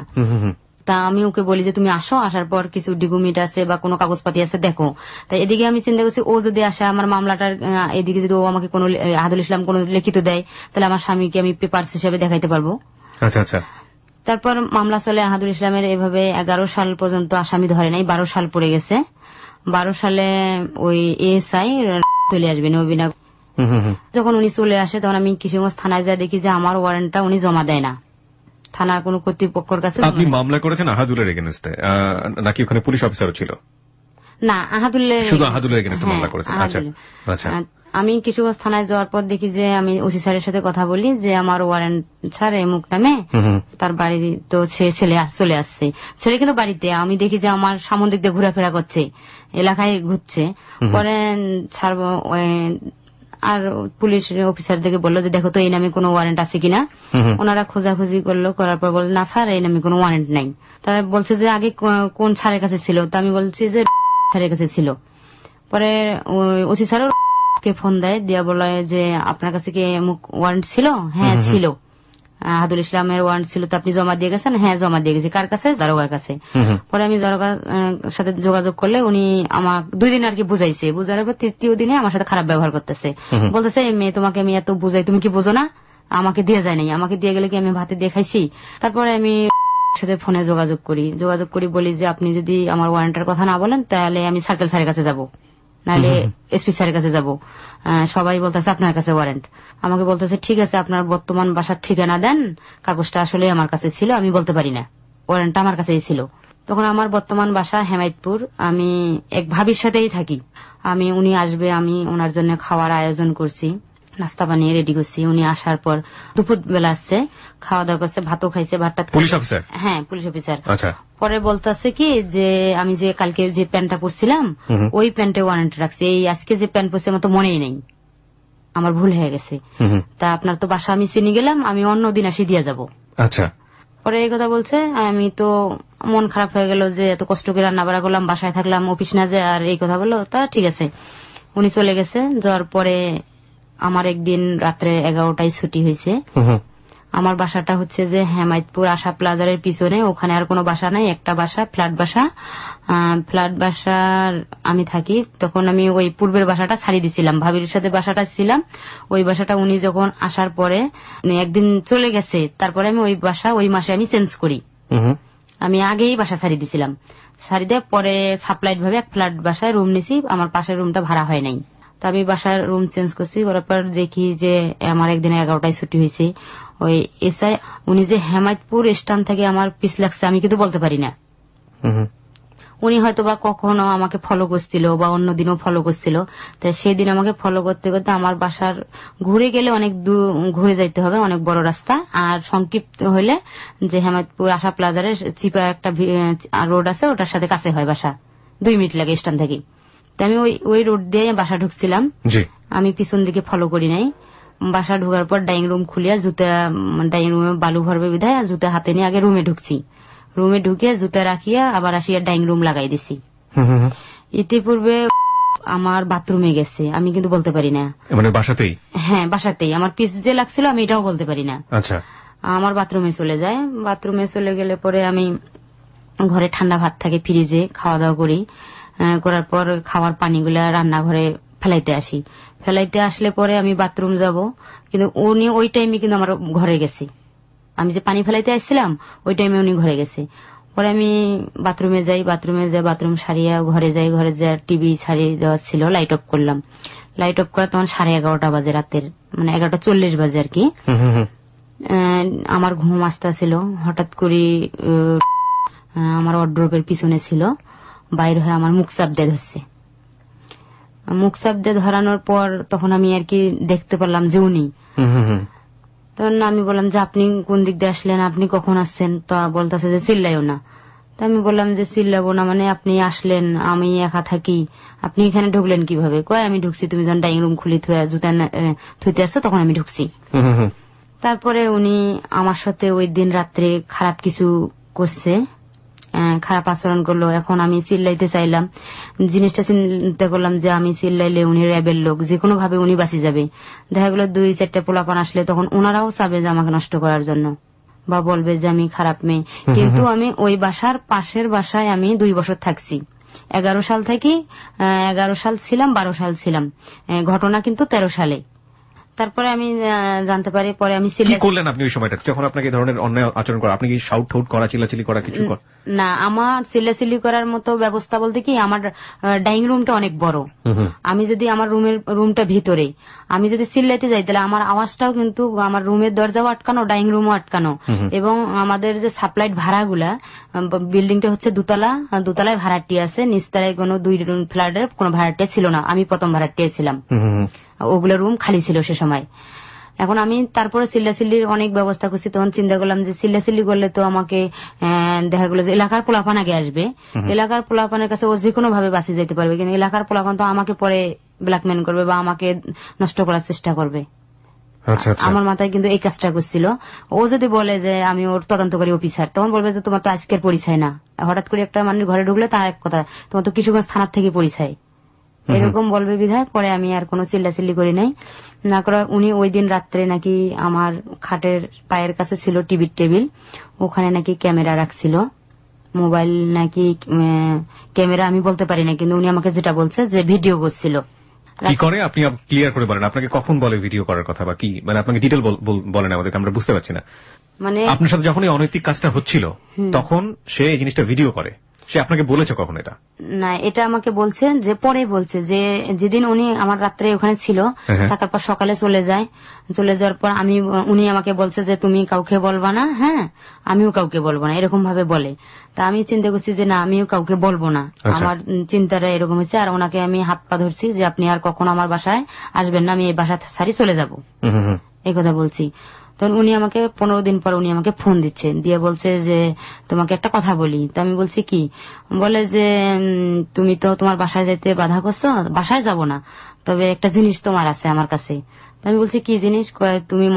তুমি জানো আমি যে সেদিন ভিডিও করছি। ওকে ওকে, আপনাকে তারপর দেখিয়েছে ভিডিওটা? না, আমাকে ভিডিও দেখায় নাই, আমাকে আর কি বলছে যে তোমাকে ভিডিও করছি। তা আমি বলছি যে আমি কিভাবে বুঝবো যে আপনি আমাকে ভিডিও করছেন? আমি এটা ওনাকে বললাম। যে পরে উনি বলছে যে ওনার পাশের বেডে আমার এক মামা সম্পর্কে, উনি ছিল দিনাজপুর থেকে আসছিল, উনি এসআই, ওনার সাথে আমার ভালো সম্পর্ক ওই মামাটার সাথে। তা বলছে যে ঠিক আছে, আমি মোবাইলটা রাখি, বাথরুমে যাচ্ছি, তোমার তো মামা হয়, তুমি তাকে জিজ্ঞাসা করো, ফোন আমার মেমোরি খুঁজতে বললো, যে মোবাইল টিপলে বুঝতে পারবে। মামাকে আমি ফোন দেই, মামা দেখেন তো একটু। মামা দেখি বলে হ্যাঁ মামি, আপনার কিছু ছবি আছে। যে মানে খারাপ কিছু বলতে কিছুই ওঠায় নাই, কিন্তু আপনার আপনি যে ঘুমানো অবস্থায় আছেন এভাবে আপনার কিছু খারাপ ছবি আছে, মানে আপনি ঘুমাইছিলেন। ওকে, এভাবে বলছে যে আপনি ঘুমাইছিলেন, তবে আপনার দেহটা আর কি বোঝা যাচ্ছে, এটা বলছে। তারপর আমি বললাম যে মামা আপনি একটু ডিলিট করে দেন। তা মামা বললো যে আমি যদি ডিলিট করে দিই এখানে দিলাম, ওর যদি আর কোনো মেমোরি থাকে। তখন আমি ওনাকে ফোন দিয়ে বলে যে আপনি এক কাজ করেন, আপনার এগুলো আমি ডিলিট করে দেব, নাই তো বা একবারে শেষ করে দেব, আপনি আমাকে কিছু টাকা দেন। তখন আমি বলি যে না, আমার কাছে কোনো টাকা নেই।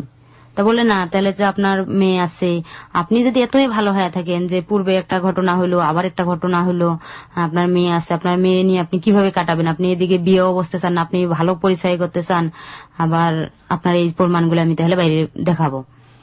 তারপরে আমি বলছি যে ঠিক আছে, আমি আপনাকে 1 লাখ টাকা দেবো। আবারও কিন্তু উনি 2 লাখ টাকা চাচ্ছে আমার কাছে। আমি কিন্তু আবারও বলছি যে আমার কাছে তো টাকা নাই, আমার কাছে কিছু গহনা আছে, আমি বিক্রি করে আপনাকে টাকা দেবো। ওকে, এই কথা বলার পরে বলছে ঠিক আছে। পরে আমি ওনাকে 1 লাখ টাকা দেই। আপনার গহনাগুলো বিক্রি করে আপনি ওনাকে 1 লাখ টাকা দিলেন? জি, আমি 1 লাখ টাকা দিলাম। দেওয়ানোর পর উনি আমাকে একটা মেমোরি দিল। মেমোরিতে কোনো কিছু নাই, খালি মেমোরি। উনি বলছে যে আমি ডিলিট করে দিছি সবকিছু, এই যে আপনি মেমোরি নেন যদি আপনার বিশ্বাস না হয়ে থাকে। পরে আমাকে মেমোরি দেয়। আমি এরকম নিশ্চিত ছিলাম 13 সালের পহেলাতে এই ঘটনা। 13 সালের 1 মাস পর, ওটা টাকাটা নেওয়ার পরে 1 মাস পর আবার আমাকে ফোন দিছে, দিয়ে বলছে যে আমি আপনার বাসায় আসবো। আমি কিন্তু আর পূর্বে ওই বাসাটা আর ছাড়লাম না, যেহেতু এটা মিটমাট হয়ে গেছে, বাসা তো ছাড়ার প্রশ্ন আসে না, কেউ জানে না, বাসাটা ছাড়ি নাই। পরে বলছে আপনার বাসায় আমি আসবো। তাই আমি বলছি যে আপনি আমার বাসায় কেন আসবেন? আপনার টাকা দিলাম আর আপনি এত কিছু করলেন, আপনি আমার বাসায় আসবেন না। তা বলছে যে না, আপনার সাথে তো শেষই হয় নাই, আপনার ভিডিও কিন্তু আমি রাখিয়ে দিছি, আমি কিন্তু আবারও মানুষকে দেখাবো। তখন আমি বলছি যে না, আপনি আমার বাসায় আসবেন না। তারপর উনি আমার বাসায় আসে। আমার পাশের রুমে ভাড়াটিয়া থাকে, নওগাঁ বাড়ি, ওরা স্বামী স্ত্রী ভাড়া থাকে। পরে আসার পর উনি আমাকে বলে যে আপনার মেমোরি আছে, যদি আপনি আমার সাথে এখানে সংসার না করেন, স্বামী স্ত্রী পরিচয় দিয়ে থাকবো, আমি যতদিন আছি ততদিন আপনার প্রতি কোনো ক্ষয়ক্ষতি হবে না, এবং আমি এটা ভিডিও করবো না। যখন আমি জেলায় চলে যাব তখন আপনি আপনার মতো থাকতে পারবেন, আর এগুলো আমি কখনো প্রকাশ করব না। তখন আমি এই জিনিসটা চিন্তা করলাম যে না, এখন যদি হঠাৎ করে ও বাইরে দেখায় বা মানুষকে দেখায়, তখন তো আবারও টাকাও দিলাম, আবার এইভাবে কথা বলতেছে। তখন আমি ওর কথাতে আমি বলি যে ঠিক আছে আপনি আসেন। আমি নিজেই বলি যে আপনি তাহলে এটা ভিডিওটা কখনো কাউকে দেখাইয়েন না, তাহলে আমার মনে আত্মহত্যা করা ছাড়া উপায় নাই যদি আপনি দেখান। তখন উনি আমার বাসায় দীর্ঘ 8 মাস যাওয়া আসা করে, আমরা ওখানে থাকি স্বামী স্ত্রী পরিচয় দিয়ে। সবাই জানেও যে আমার পূর্বের স্বামী বিদেশ থাকে, স্বামীর সাথে ডিভোর্স হয়েছে, ওখানকার লোকজন, স্থানীয় লোকজন সবাই জানে। সবার সাথে আমার ভালো সম্পর্ক, আমি ওখানে থাকি। আমার স্বামীও পোশাকে আসে, সবার সাথে কথাবার্তা বলে, দোকানে খরচপাতি নেয়, পাশের বাড়িওয়ালাদের সাথে ভালো রিলেশন, কি আরো কোনো অনুষ্ঠান হলে আমার স্বামীকে দাওয়াত করে। এরকম আমরা ওই স্বামী স্ত্রী পরিচয় দিয়ে আমরা ওখানে 7 মাস থাকলাম। 7 মাস থাকার পূর্বে আমার পেটে বাচ্চা চলে আসে। 1 মাসে আমি বুঝতে পারি না, 2 মাসে আর কি বুঝতে পারি। 2 মাসে বুঝতে পারলে ওনাকে আমি বলি যে এরকম আমার পেটে বাচ্চা আছে।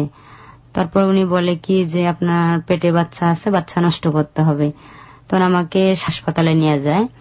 ওখানে ডাক্তারের সাথে কথা বলে, ডাক্তার আমাকে পরীক্ষা করি, বলে যে ওনার তো অ্যাবর্শন করা যাবে না, ওনার তো 2টা সিজার, বাচ্চা রাখি দিতে হবে, আর যদি অ্যাবর্শন হয় তো ওনার জন্য রিস্ক হবে। এই কথার ভিতরে উনি আমাকে কি বলে যে আমাকে বিয়ে করবে। তা আমি বললাম যে আমার ইতিপূর্বে কিন্তু আমার পূর্বের স্বামী ফিরে আসার সময় হয়ে গেছে। আচ্ছা, পূর্বের স্বামী ফিরে আসার সময় এসে উনি যে আমার কাছে আসা যাওয়া করতেছে, আমি যে কথা বলতেছি স্বামীর সাথে, এটা কিন্তু উনি জানে। আর আমার যে ওয়ারেন্ট, আসামি, সবই কিন্তু বাদ হয়ে যাচ্ছে আস্তে আস্তে। আহাদুল ইসলামের যে ওয়ারেন্ট, সে যে দেবে বা আসামিটা ধরবে, এরকম বাদ হয়ে যাচ্ছে। আর আমি কিন্তু গাজীপুর কোর্টে যাচ্ছি সাক্ষী দেওয়ার জন্য, প্রতি মাসে যাচ্ছি। তারপরে ওই আহাদুল ইসলামের নামে হবে হুলিয়ানামা হবে। হুলিয়ানামার সময় কিন্তু আমি বুঝতে পারি না, ঘরে আসে আমার যখন ওই মামলার ডেট পরে যেদিন করি ওই দিন করে আমাকে যাইতে দেয় না। বাচ্চাটা কোথায় গেল? তো ওই আমার বাবার বাড়িতে রাখছি। মেয়ের সাথে কোনো যোগাযোগ ছিল না? না, মেয়ের সাথে আমার যোগাযোগ ছিল। মেয়ের সাথে যোগাযোগ ছিল, মেয়ের খাওয়া দাওয়া যা কিছু লাগতেছে আমি পাঠাচ্ছি, ঢাকা থেকেই পাঠাই, যা কিছু খরচাপাতি লাগে পাঠাই, এবং মাঝে মাঝে বাড়িতে যাই, মেয়ে দেখিও আসি। এরকম আমি মেয়েকেও যা দেখিয়েছি, মেয়ের সাথে যোগাযোগ আছে, ফোনেও কথা হচ্ছে। তারপরে আহাদুল ইসলামের ওই মামলার ডেট পড়লে আমাকে যাইতে দেয় না, বলে যাওয়ার দরকার নাই, অন্য ডেটে যাইও।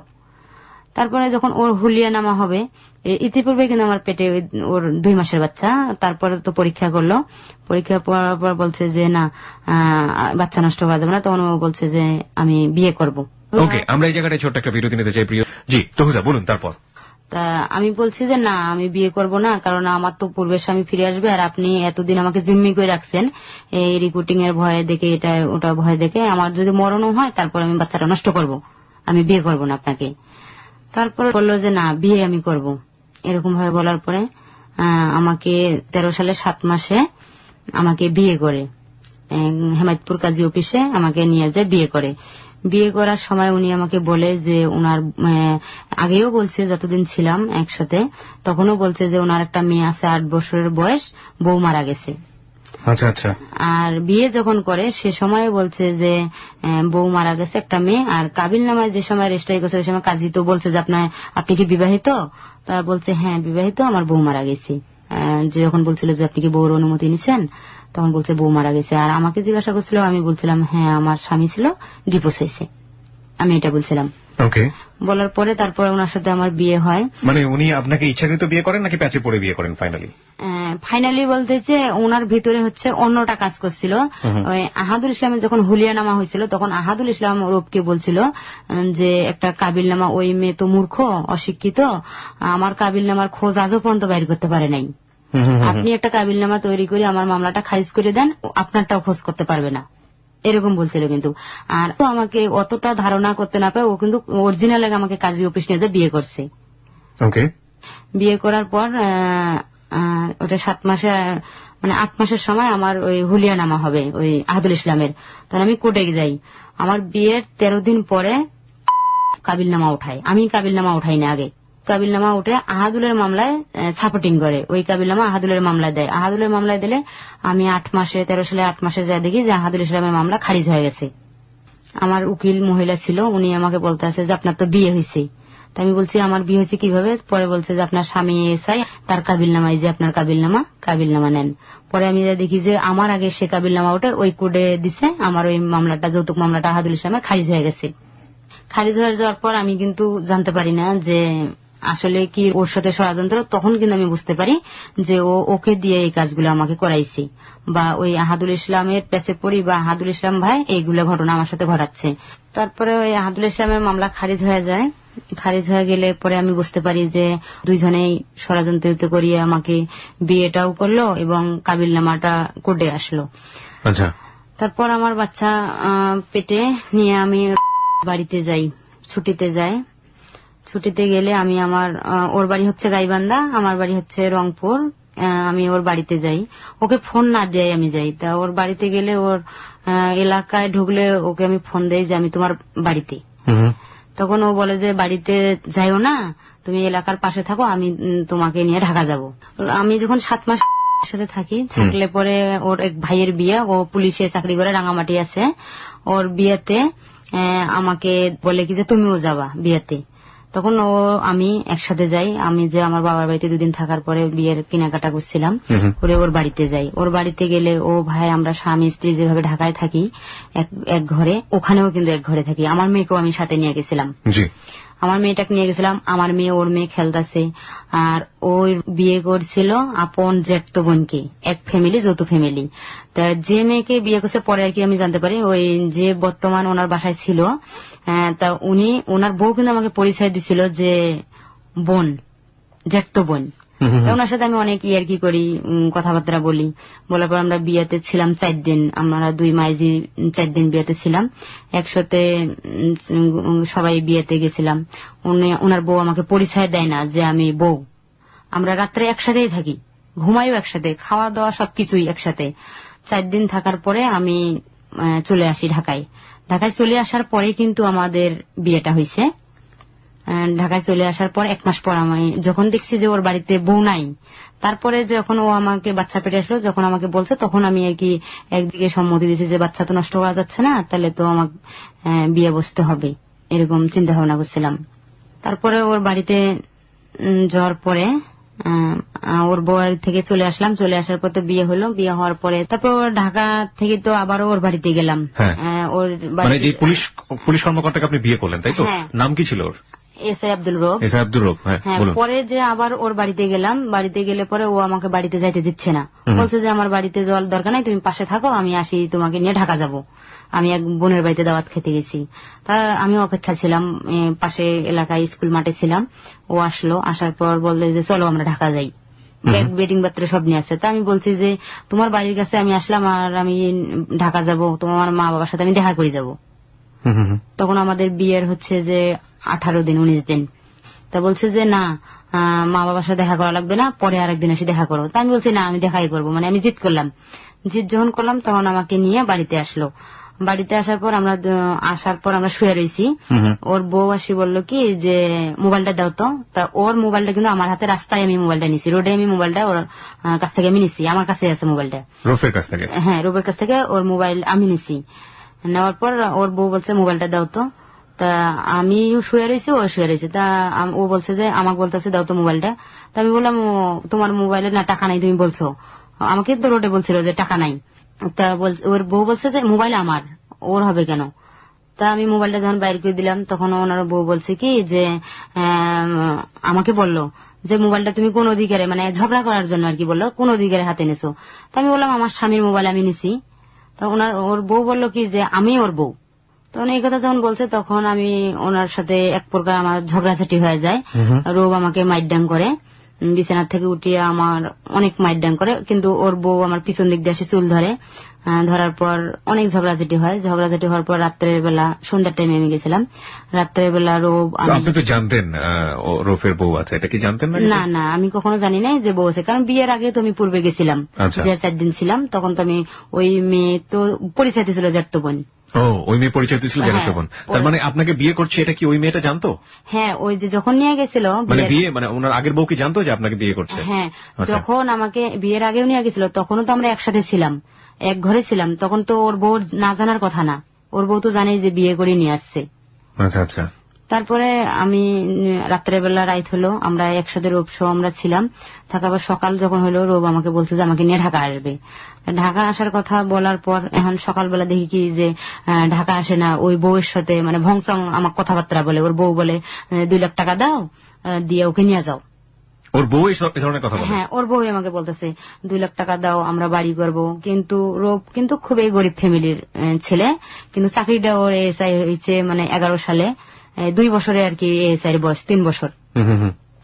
বাড়িতে কিন্তু নিম্ন ঘর, মানে বেশি একটা উচ্চ পদ না রোবের। তারপরে রোব বলে যে হ্যাঁ আমার বউ যেটা বলে টাকা দাও, আমরা চলে যাই, আমি আর এই 6-7 মাস আছি, আর আসবো না বাড়িতে, এই কথা বললো। তা আমি বলছি যে না, আমার কাছে কোনো টাকা পয়সা নাই, আর টাকা পয়সা প্রশ্নই আসবে কেন, আপনি আমার স্বামী, টাকা পয়সার এখানে তোমার বউকে আমি টাকা পয়সা দেবো কেন। তো এরকম ভাবে কথাবার্তা হইলে আমাদের ও আর আসতে চায় না, আমার সাথে আর আসবে না। ও ছুটি নিয়েছে 10 দিনের, কোম্পানি কাউন্টারকে আবার ফোন দিয়ে আবারও ছুটি নিল। যখন আবারও কোম্পানি কাউন্টার ফোন দিয়ে ছুটি নিল, তখন আমি আবার কোম্পানি কাউন্টারকে আমিও ফোন দিলাম যে স্যার, আমি রৌবের ওয়াইফ, ছোট ওয়াইফ, আমাকে বিয়ে করছিল, বলে নাই যে ওর বউ আছে, এখন ওর বাড়িতে আছে, আমাকে মাইডাং করতেছে, আপনি ওনাকে আর 2 দিন ছুটি দিয়েছেন, আর ছুটি দেবেন না। আমিও চিন্তা করছি 2 দিনে ওর বাড়িতে থাকবো, থাকার পর ওর ছুটি শেষ হলে আমরা চলে আসবো। তারপরে দেখি যে ওর বউ বেশি মার্কেটিং করে, ও মার্কেটিং করে যে আমার কাছে টাকা চায়। আমি কিন্তু আমার শরীরে সবসময় আমি গহনা বেশি ব্যবহার করি। আমি 1 ভরি গহনা ছিল, আমার গলায় চেন ছিল, কানে দুল ছিল। ওর বউ, আমি রাত্রে শুইছি, ওর বউ ও বলছে যে খুলে নাও এগুলা, কখন কি আসে না আসে খুলে নেবে, আমাদের ভাঙ্গা ঘর, খুলে নাও। ও খুলে নিচ্ছে, আমি দিচ্ছি, খুলে দিছি। এই যে আপনি এত গোল্ডের কথা বলছেন, বা এই যে আপনার গোল্ড বিক্রি করে আপনি কখনো কখনো ট্র্যাপে পড়ে টাকাগুলো দিচ্ছেন, লাখখানেক টাকার মতো, এই গোল্ডগুলো আপনি কোথায় পেয়েছেন? এই গোল্ড গুলো হচ্ছে, আমি তো আমার স্বামী আমাকে সোনা দানা দিছিল সৌদি আরবে থাকা অবস্থায়, এগুলোই সেগুলা? হ্যাঁ, এগুলাই সেগুলা, মানে আমার নিজস্ব কিছুই নাই। আচ্ছা, তো খুলে নিল আপনার কাছ থেকে? তারপর? হ্যাঁ, খুলে নিল। এটা কে নিল? রোব খুলে ওর বউকে দিল যে তোমার অর্ডার। এই মার খাওয়ার পরেও আপনি আবার ওখানে গেছেন? না, আমি তো ওখানে ওই অবস্থায় আছি। আচ্ছা, ওখানে আছেন? ওখানে আছি আমি, 3য় দিনের ঘটনা। আচ্ছা, তারপরে দেখি যে মার খাওয়ার পরে আপনি ওখান থেকে না চলে এসে ওখানে থাকলেন কেন? ওখানে থাকলাম এর জন্য যে আমাকে তো সেদিন ও মারছে, মারার পর দেখি যে আমার সাথে ভালো ব্যবহার করতেছে, আমার সাথে আবার ভালো বিহেভ করছে। হ্যাঁ ভালো। তারপর গহনাগাটি খুলে নিছে, নেওয়ার পরে পরের দিনে দেখি কি যে আমার সাথে খারাপ ব্যবহার করতেছে, খারাপ ব্যবহার করতেছে, ঢাকা আসতে চাচ্ছে না।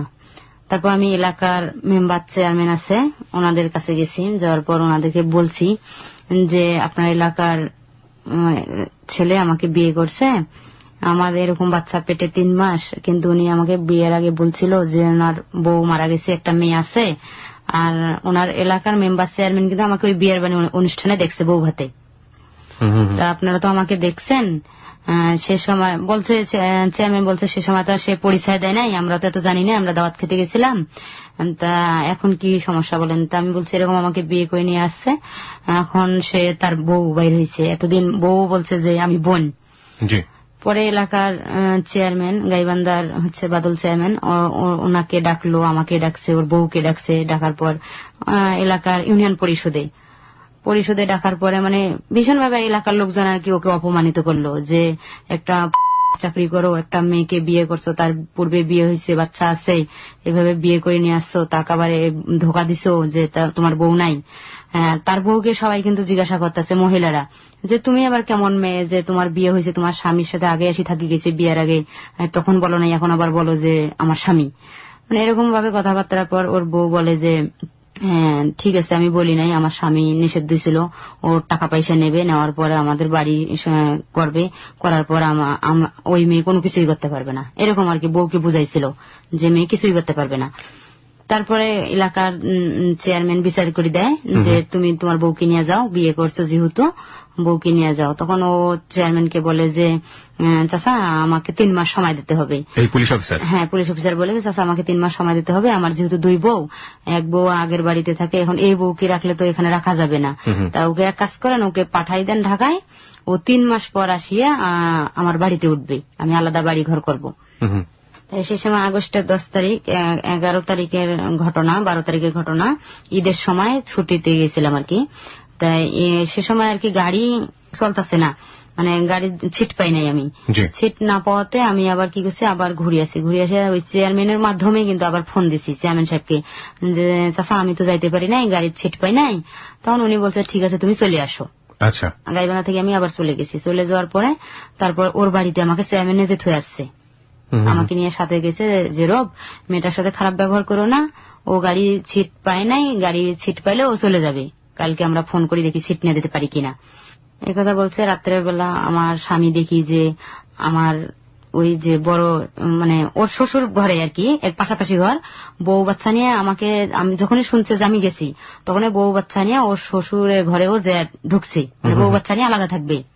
আমি আবার ওই ঘরে গেছি যে আমি ডাকতাছি, তা দেখি আমার ডাক শুনে না, ডাক না শুনলে পরে ও সময় ওর ওর সাথে আমার কথা কাটাকাটি হলো যে আমি ডাকি এইভাবে শোনে না, কয়েকটা কথা কাটাকাটি হলো। হওয়ার পরে আমি তখন একটা কাজ করছি, সেটা হলো যে তুমি যেহেতু আমাকে বিয়ে করছো, আমি তোমার ছোট বউ, আমার কাছে তোমাকে থাকতে হবে, মানে আমি এরকমটা সিনক্রেট করলাম যে আমার কাছে তোমার থাকতে হবে। তারপরে বলছে না, ওর বউ বলছে না তুমি এখান থেকে নিয়ে যেতে পারবে না, মেয়ের বাবার ঘরে কিন্তু। তা আমি বলছি যে শোনো, যদি ও আমার কাছেও না থাকতে পারে তোমার কাছেও থাকবে না, ওকে একা এক ঘরে থাকতে হবে। পরে ওই কথাতে মানে মেয়েটা আর কি লজ্জা পাচ্ছে, ওর বাবার বাড়ি শ্বশুর বাড়ি মানে মা বাবা ওখানে আছে, তখন ওকে নিয়ে আমার ছোট দেবর থাকে ওর ঘরে রাখলাম, ওই আমার সাথে আমার শাশুড়ি থাকলো আর আমার ননদ ছিল ওর সাথে থাকলো। পরের দিনে সকালবেলা ভোর টাইমে মেয়ে চলে গেছে, আমার যে গহনাগাটি ছিল নিয়ে ওই বাচ্চা দুটো নিয়ে ও চলে যায়, আর আমরা কিন্তু ঘুমান্ত অবস্থায় শুনতে পেলাম যে ওর বড় বউ চলে গেছে, কোথায় গেছে জানি না। ঘুমাতে ওঠার পর বলতেছে যে ওর বউ চলে গেছে, ওর বোন বলল। আমাকে রোব বিছনার থেকে উঠে বলল, ওর মাকে বলল যে ওর বউ তো গেছে, ওর বউয়ের চিন্তায় ও খুঁজতেছে, বউ বাচ্চা খুঁজতেছে। খোঁজার পরে আমি দুপুরে গোসল করছি, গোসল করি পাশে পাটবাড়ি এখানে আর কি রশি টাঙ্গা আছে, কাপড় নাড়ি দিতে গেছি। আর আমার শাশুড়ি খুবই ভালো মহিলা, যথেষ্ট, মানে আমি যে পুকুরে গোসল করতেছি ওই বাড়িতে কিন্তু কোনো কল নাই, পুকুরের পানি খায়, পুকুরের পানি দিয়ে গোসল করে, এরকম পরিস্থিতি, মানে বাথরুম পর্যন্ত তার বাড়িতে নেই। তারপর আমি কাপড় নাড়ি দিয়েছি যে ওই বউয়ের যে বড় ভাই আমার সাথে ওই কাপড় নাড়ি দিতে গেছি, আমার আর কি মোবাইলটা কাড়ি নেবে। তখন আমি তাড়াতাড়ি মোবাইলে কিন্তু কথা বলতেছি আর কাপড় নাড়ি দিতেছি। তাড়াতাড়ি মোবাইলটা বুকের ভিতর নিছি। বুকের ভিতর নেওয়ার পর বলতেছে যে আমাকে বলতেছে যে চলেন সিনেমা দেখতে যাই, হলে যাবো ছবি দেখতে। তা আমি আবার বললাম কি যে আমি ফিরে একা সিনেমা দেখতে গেলে কেমন হয়, তোমার বোনকেও সাথে নাও, যে তোমার বোনকেও নাও, আমরা 2 জন থাকবো, তুমি থাকবো, ভালো হবে। তারপর ওই ছেলেটা আমার সাথে আর কি খারাপ ব্যবহার করা শুরু করে দিল। খারাপ ব্যবহার শুরু করলে পরে আমিও কিন্তু ওর সাথে খারাপ ব্যবহার করতেছি, মানে ও আমাকে গালিগালাজ করতেছে, যেটা ও আমাকে বলে যে তোমার মতো মেয়েকে 200 টাকা দিলে তোমাকে পাওয়া যাবে। বুঝতে পেরেছি আমরা, ফাইন, বুঝতে পেরেছি। হ্যাঁ, তারপর এভাবে বলতে জবাব আপনিও দিচ্ছেন। আমি ওকে জবাব দিচ্ছি। তা জবাব দিলে আমার শাশুড়ি এদিক দিয়ে বাইরে আসি বললে যে বেহারের মতো কি একটা মেয়ে আসছে গালিগালাজ করতেছে, ও কি এমনি আসছে, ওকে বিয়ে করছে বিধায় আসছে, ওর কাছে তো প্রমাণ আছে। মানে আমার শাশুড়ি আসি ওকে বলছে যে তোমরা জাত করতে পারো না এতদিন, মানে আমার স্বামী আবার আমার শাশুড়ি শ্বশুরের সাথে ভালো সম্পর্ক না, শ্বশুর শাশুড়ির সাথে ভালো সম্পর্ক, শালার সাথে ভালো সম্পর্ক। তারপর আমার শাশুড়ি এসে বলার পর আমার স্বামী পিছন দিকে, আমি কিন্তু 2 দিন না খাওয়া ওখানে, আর আমার স্বামী যে সকালবেলা কোথায় গেছে আমি বলতে পারি না। তারপরে আমি ওখানে অসুস্থ হয়ে যাই। আমাকে কিন্তু ওই ছেলেটা ধাক্কা দিয়ে ফেলে দেয়, ওর শালাটা, যখন মানে কাছাকাছি হয় কিন্তু তর্কাতর্কি করতেছি, ধাক্কা দিয়ে যখন ফেলাই দেওয়ার পর আমি ওখানে অসুস্থ হয়ে যাই। অনেক অসুস্থ হয়ে গেলে আমার জ্ঞান হারা হয়ে যায়। জ্ঞান হারা হইলে আমাকে প্রথম স্যালাইন দেয়, মানে আমি আর কি পরে শুনতে পারি যখন স্যালাইনটা যায়, আমার জ্ঞানের আগে কিন্তু স্যালাইনটা শরীরে যায়। স্যালাইনটা যখন আমার শরীরে যায়, পুরো শরীরে আমার ব্যথা আসে।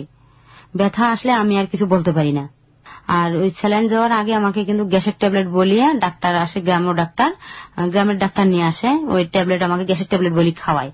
খাওয়ানোর পরে আমার যখন স্যালাইন যায়, ব্যথা আসার পর আমি দেখি যে আমার ব্লাড যাচ্ছে, এরকম আমি বুঝতে পারলাম যে আমার ব্লাড যাচ্ছে। বাথরুমে গেলাম, যাওয়ার পর দেখি যে আমার ব্লাড যাচ্ছে। তারপর আমি যখন আমার প্রচুর পরিমাণ ব্লাডিং হচ্ছে, তখন আমার কোনো সেন্স নাই, মানে আমি জ্ঞান হারা হয়ে গেছি। পরে দেখি যে জ্ঞান ফিরে আসার পর দেখি আমি গাইবান্ধা সদর ক্লিনিকে আমার জ্ঞান ফেরার পর দেখি যে বাচ্চাটা আর পেটে নাই, আমার ব্লাড যাচ্ছে, বাচ্চা পেটে নাই, আমাকে ব্লাড দিচ্ছে। মানে আমার স্বামী ওর শরীর থেকে ও পজিটিভ, আমারও গ্রুপ ও পজিটিভ, ও ব্লাড দিচ্ছে আমাকে গাইবান্ধা ক্লিনিকে। তারপরে গাইবান্ধা ক্লিনিকে আমি 13 তারিখ থেকে 18 তারিখ পর্যন্ত ভর্তি ছিলাম। ইতিপূর্বে আমি যখন একদিন হালকা সুস্থ হইলাম, গাইবান্ধা থানায় যে একটা সাধারণ ডায়েরি করি, জিটি করার পর আমার ওই সাথে আমার শাশুড়ি 4 দিন ছিল ওখানে, যে আমি ক্লিনিকে ছিলাম, ছোট দেবর ছিল আর শাশুড়ি ছিল। তারপর একদিন যেদিন আমি চলে আসব, ওই দিন রিলিজ দেবে, ওই দিন আমার স্বামী যায় এবং এলাকার চেয়ারম্যান যায়, একজন লোক এলাকার, না ওনারা চেনে, আমি চিনি না। তারপর চেয়ারম্যান যখন যাওয়ার পর আমার শাশুড়ি পাশের বেডে শুয়ে থাকে, আমি এক বেডে। আমার স্বামী চেয়ারম্যানকে বসে লাইট অফ করি আমাকে বলে যে ওর সাথে ভালো ব্যবহার করতে, চেয়ারম্যানের সাথে। তা আমি আমার স্বামীর সাথে খুবই রাগারাগি করলাম, আমি কিন্তু শুয়ে রয়েছি, যে ভালো ব্যবহার কি বলে। তখন আমার শাশুড়ি কিন্তু জাগনা হয়ে গেছে। যার পর আমার শাশুড়ি আমার স্বামীকে অনেক গালিগালাজ করলো, যে তুই কি মা বোন ছাড়া হয়ে গেছিস, একটা অসুস্থ মানুষ, তাকে কি বলিস। আর চেয়ারম্যানকেও বললো যে আপনি এখানে কেন আসছেন, আমার শাশুড়ি বলল আপনি এখানে কেন আসছেন, আপনি চলে যান তো, রাতের এখন 12টা বাজে একটা রুগী দেখার আসার কথা আপনার। পরে চেয়ারম্যান চলে যায়, আমার স্বামী ওই দিন রাত্রে আমার কাছে থাকার পর আমাকে অনেক বুঝায়, বলে তুমি ঢাকা চলে যাও, আমি আসতাছি। আমার বড় বউকে বোঝানোর পর আমি আসতাছি, তুমি কালকে সকালবেলা চলে যাবা। তখন আমি চিন্তা করলাম না, অনেক গ্যামজাম হলো, বাচ্চাটাও তো নষ্ট হয়ে গেছে। তখন আমার ছোট ওই রাঙামাটি যে দেবরটা চাকরি করে পুলিশে, ও আমার এক নন দিয়ে আমাকে গাড়িতে উঠাই দিল, ঢাকার গাড়িতে ডাইরেক্ট উঠাই দিল। আমি কিন্তু অসুস্থ, আমার হাতে পায়ে পানি জমছে, মানে আমার শরীরে পর্যন্ত পানি আসছে, এই অবস্থা। আমাকে গাইবান্ধা আসিয়া ওরা গাড়িতে উঠাই দিল। আমি ঢাকা চলে আসছি। ঢাকা চলে আসার পরে তারপরে আমি 4 দিন পর ওর ছুটি শেষ হয়, আমি আর কি আনুমানিক করি যে ওর ছুটি শেষ হয়েছে, ও এখন নবীনগর চলে আসছে। তারপরে যাওয়ার পরে কোম্পানি কাউন্টার স্যারের সাথে দেখা হলো, কথা বললাম। তাই কোম্পানি কাউন্টার স্যার আবার ওকে ডাকলো যে রূপ তুমি মেয়েকে বিয়ে করছো? তা বলছে যে হ্যাঁ স্যার, আমি তো বিয়ে করছি, আমি ডিপোজও তাকে দিছি। তা বলছে কবে ডিপোজ দিছ? তা বলছে যে ওই মাসের, মানে ওটা হচ্ছে যে 8 মাসের 13 তারিখে মনে হয় সম্ভবত, 8 মাসের 13 তারিখের কথা বলছে যে আমি তাকে ডিপোজ দিছি। তারপর আমি এই কথাটা যখন শুনতে পারি যে উনি আমাকে ডিপোজ দিছে, তারপর আমাকে ওই কোম্পানি কাউন্টার বললো যে আপনি আর এখানে আসবেন না, আপনাকে ডিপোজ দিছে। তখন কি আপনাকে ডিভোর্স দিয়েছিল?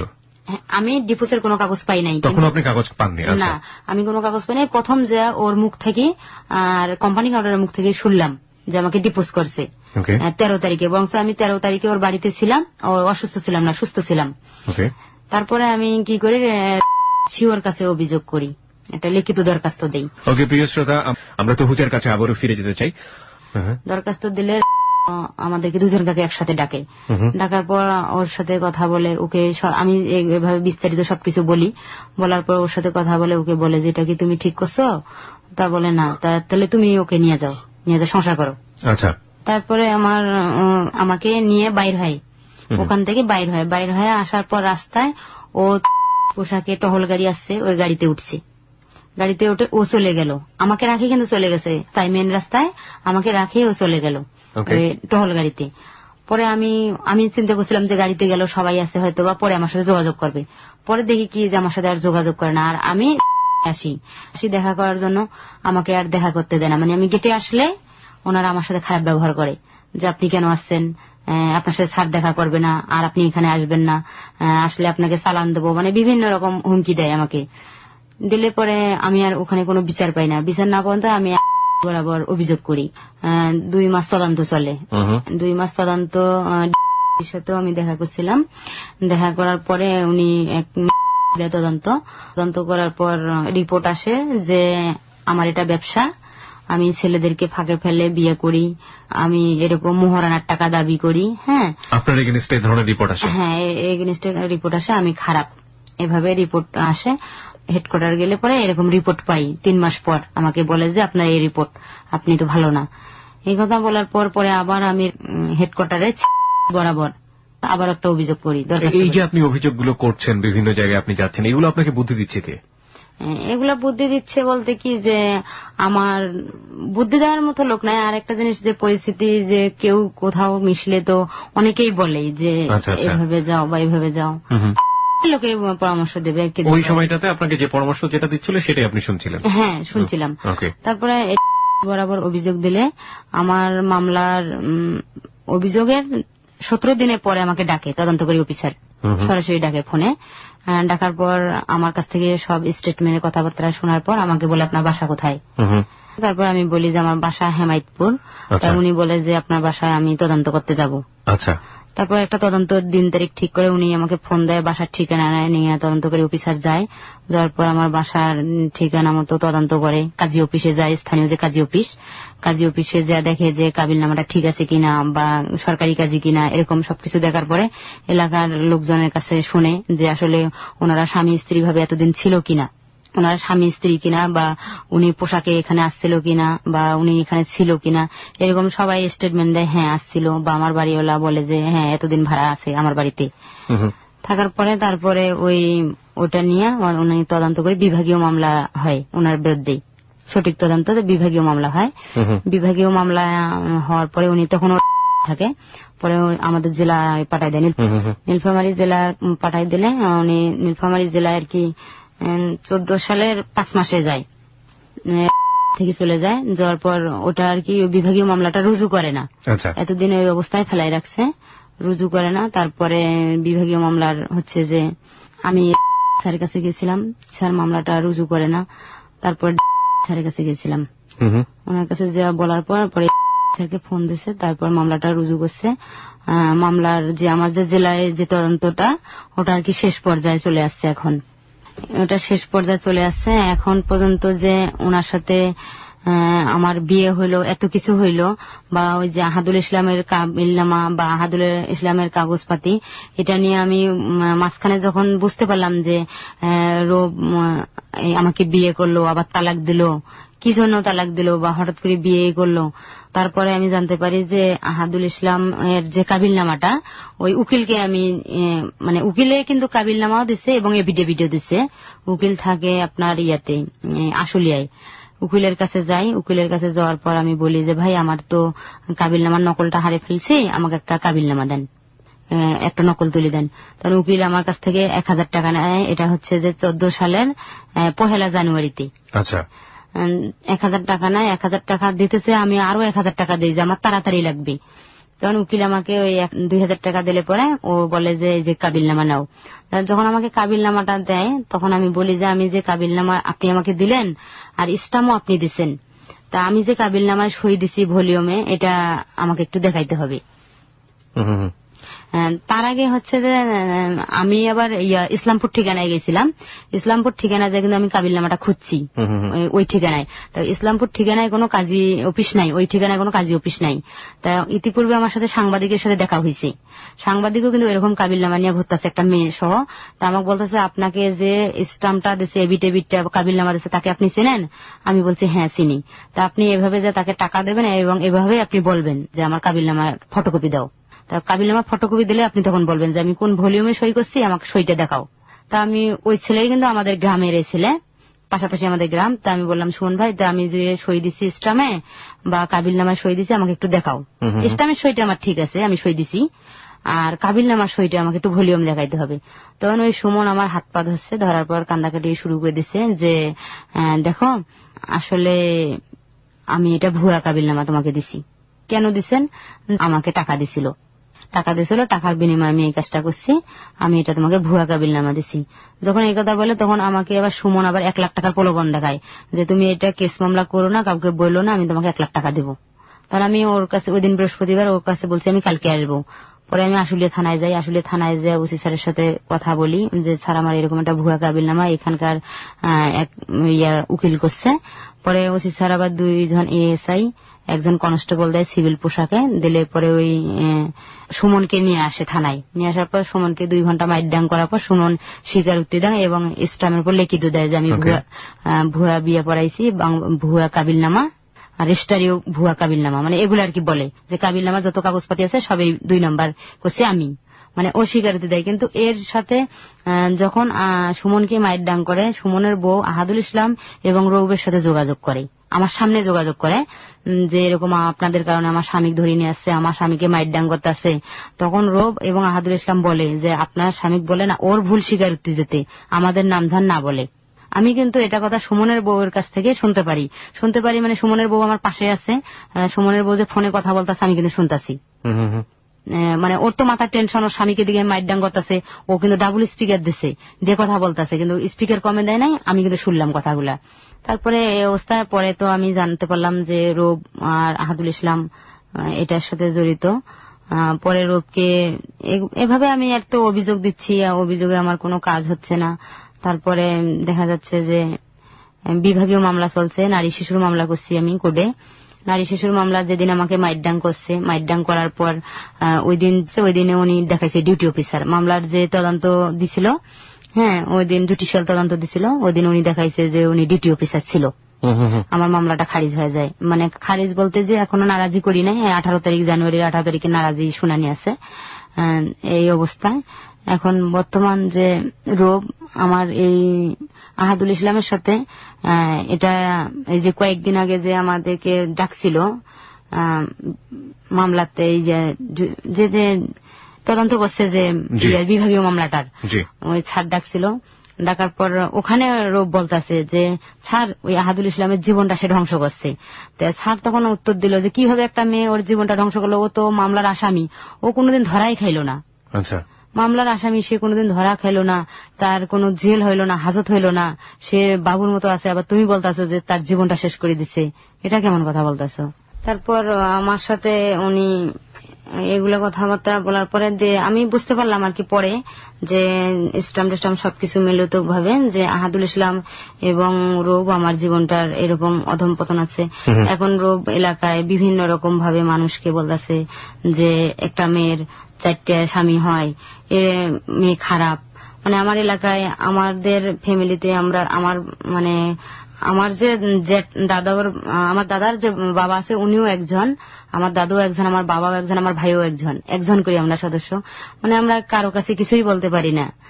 এখন বর্তমানে এই বিষয়টা আমার বাড়িতে কিছুটা জানাজানি হয়ে গেছে যে পুলিশের লোকজন যায়, কথাবার্তা বলে, যে নোটিশ টুটিশ আসে, তখন আমার বাবা মা জানে, কিন্তু বাবা মা কখনো জিজ্ঞাসা করে না যে কি হাতে কি হলো বা এরকম হচ্ছে কেন, মানে কেউ কিছু জিজ্ঞাসা করে না, বা আমিও কাউকে বলি না। আবার বললে তো আমাকে কেউ সাহায্য করার মতো আমার পাশে নাই, যে আমাকে এই কথা দিয়ে সাহায্য করবে বা আমাকে এই জায়গাটা দিয়ে সাহায্য করবে, এরকম কেউ নাই। আর আমি এত জায়গায় যে অভিযোগ করলাম বা মামলা করলাম, এগুলারও কোনো বিচার পাচ্ছি না। এগুলোর আপনি কোনো বিচার পাচ্ছেন না? আপনাকে যখন এভাবে বলা হলো, জিজ্ঞেস করা হলো, তখন আপনার কাছ থেকে কোনো ধরনের তারা কোনো বিচার দেয়নি শেষ পর্যন্ত? লাস্ট আপনার সঙ্গে এই মামলার কার্যক্রম কবে হয়েছে? লাস্ট ওই যে বিভাগীয় মামলা যে চলছে, বিভাগীয় মামলা কত তারিখে, কত সালে? হ্যাঁ, এই সালে যে 8 তারিখে ছিল। কোন মাসের 8 তারিখ? ডিসেম্বর মাসের 16 তারিখে আমাদের তারিখ ছিল। গত ডিসেম্বর মাসে? হ্যাঁ, ডিসেম্বর মাসে আমরা তদন্তকারী অফিসার ডাকছিল। তবে মামলা আর কি তদন্ত চলছে, আরো ডাকবে কিনা জানি না। এখন বর্তমান যে কোর্টে যে মামলাটা করছি, এটার মামলার কোনো আমি বিচার পাই নাই। যে আমাকে মাইরডাং করছে এটা সত্য, বা আমার সাক্ষী প্রমাণও আছে। সে বলছে যে ও ডিউটি অফিসার ছিল। তারপরে আমি এখন স্ত্রীর অধিকার যদি করতে যাই, যে আমি তো কোনো তালাকনামা পাই নাই, কোনো ডিপোসের কাগজ পাই নাই। সে যদি আমি ওর থানা যাই, থানা গেলে ওর থানার বলে আমাকে ফেন্সি দিয়ে চালান দেবে, বিভিন্ন 54 এর মামলা দিয়ে চালান দেবে, বিভিন্ন ভাবে আমাকে ভয়ভীতি দেখায় যে আপনি এখানে আসবেন না। হ্যাঁ, আর সে দিব্যি ডিউটি করতেছে, বা আমি কোথাও কোন রকম বিচার পাচ্ছি না। যে বিভাগীয় মামলা চললে যে কোনো পানিশমেন্ট হয়, বা নারী শিশুর মামলা হলে যে পানিশমেন্ট হয়, এরকম কোনো কিছুই নাই।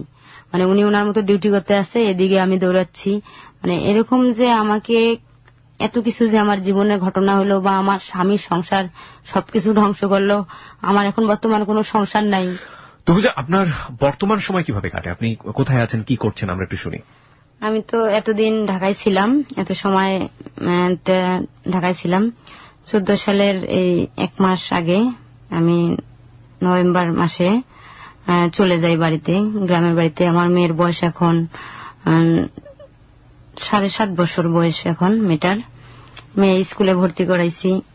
এখন ওই আমাকে অনেক ভয় ভীতি দেখায়, আমার মেয়ে নিয়ে যাবে স্কুল দেয়া, আমাকে ভয় ভীতি দেখায়, আমাকে বিভিন্ন রকম লাঞ্ছিত করবে। আমার সে ঠিকানা জানে, আমি যে কোথাও অন্য কোথাও বাসা নিয়ে থাকবো, এরকমই কিছু নয়। পরে আমি চাকরি করছিলাম, চাকরি বাকরি বাদ দিয়ে এখন বর্তমান গ্রামের বাড়িতেই আছি। গ্রামের বাড়ি নীলফামারীতে বাচ্চা নিয়ে আর কি থাকি। ওকে, প্রিয় শ্রোতা, এই হচ্ছে তহুজার জীবনের গল্প। আমরা এই পর্যায়ে ছোট্ট একটা ব্রিদিং স্পেস নিব, একটা গান শুনবো, এবং তারপর আবারও ফিরে আসবো। অনেকেই আজকে বিরক্ত হয়েছেন, কারণ প্রচুর পরিমাণ আমরা টুট বা মিউট শব্দ ব্যবহার করেছি আমাদের এই আজকের এই গল্পে। কারণ বিশেষ কারণ ছিল, বিশেষ কারণটা হচ্ছে এটাই যে এখানে আসলে একজন মানুষকে কেন্দ্র করে পুরো একটি প্রতিষ্ঠানের উপর আমরা ব্লেম দিতে পারি না, এবং আমাদের হিউম্যান সাইকোলজিতে অনেক সময় আমরা সেই জিনিসগুলো ঠিকমতো ভালো করে বুঝে উঠি না। একজন মানুষের কারণে আমরা পুরো প্রতিষ্ঠানকে অনেক সময় ব্লেম দিয়ে দিই, যে কারণেই আমাদের প্রতিষ্ঠানের নামগুলো এবং অনেক সময় আমাদের অনেক কিছুই হাইড করতে হয়। আমরা আসলে কাউকে ব্লেম দেওয়ার জন্য, কাউকে অ্যাকিউজ করার জন্য হ্যালো 892 উপস্থাপন করি না। যার জীবনে ঘটনাটা ঘটে যায় সেখান থেকে আমরা শিক্ষা নেবার চেষ্টা করি। সেই অর্থে আমার মনে হয় পুরো গল্পটা আপনারা বুঝতে পেরেছেন। এখানে আসলে কিছু শব্দ অনেক অনেক জায়গাতে মিউট ব্যবহার করা হয়েছে, এবং সেটা আসলে একটি বিশেষ প্রতিষ্ঠান, এবং সেই বিশেষ প্রতিষ্ঠান কোনোভাবেই দায়ী নয়। সেই প্রতিষ্ঠানের কোন একটি ব্যক্তি হয়তো বা দায়ী, অথবা দায়ী নন, আমরা যেহেতু প্রুফ করতে পারিনি তহুজার কথা অনুযায়ী। সেই কারণেই আমরা এই আমাদের হ্যালো 892 বা এবিসি রেডিওর এথিক্স পলিসি থেকে আমরা এই শব্দগুলোকে মিউট করেছি। আশা করছি আমাদের শ্রোতারা যারা আছেন তারা সেটা বুঝবেন। ওকে, আপনারা যেসব কমেন্টস করেছেন ফেসবুকে, সেগুলো নিয়ে আপনারা এই মহিলাটিকে দেখতে চাইলে, আমাদের এই বোনটিকে দেখতে চাইলে চলে আসতে পারেন আমাদের ফেসবুক পেজে, আমাদের সঙ্গে রয়েছে। এবং অসংখ্য অসংখ্য কমেন্টস আমরা ফেসবুকে পেয়েছি। যারা কমেন্টস করেছেন তাদেরকে আন্তরিকভাবে ধন্যবাদ জানাই। আর সাব্বির খান লিখেছে, একটা মেয়ের কাছে তার সম্মান সবচেয়ে দামি, বাইরের মানুষগুলো যাতে তার দিকে কুরুচিপূর্ণ কথা না বলতে পারে সেই দিকটাই ভাবা বা ভেবেছেন হয়তো, বা কিছু একটা লিখেছেন এরকম। এম রিপন হাসান লিখেছে, ওদের মতো মানুষের জন্য পুরো মানব জাতির বদনাম হয়। এম শামীম খান লিখেছে, ভাই খুব খারাপ লাগছে, এক্সেপশনাল ওসমান, নামের আগে এক্সেপশনাল লাগিয়ে নিয়েছেন। আচ্ছা, যাই হোক, আরে তাই খুব খারাপ লাগে ওনার গল্প হুনি, বা কিছু একটা আঞ্চলিক ভাষায় আপনি লিখেছেন। আমিনুর ইসলাম নীরব লিখেছে, সিসি এত বোকা মহিলা দুনিয়াতে এখনো আছে।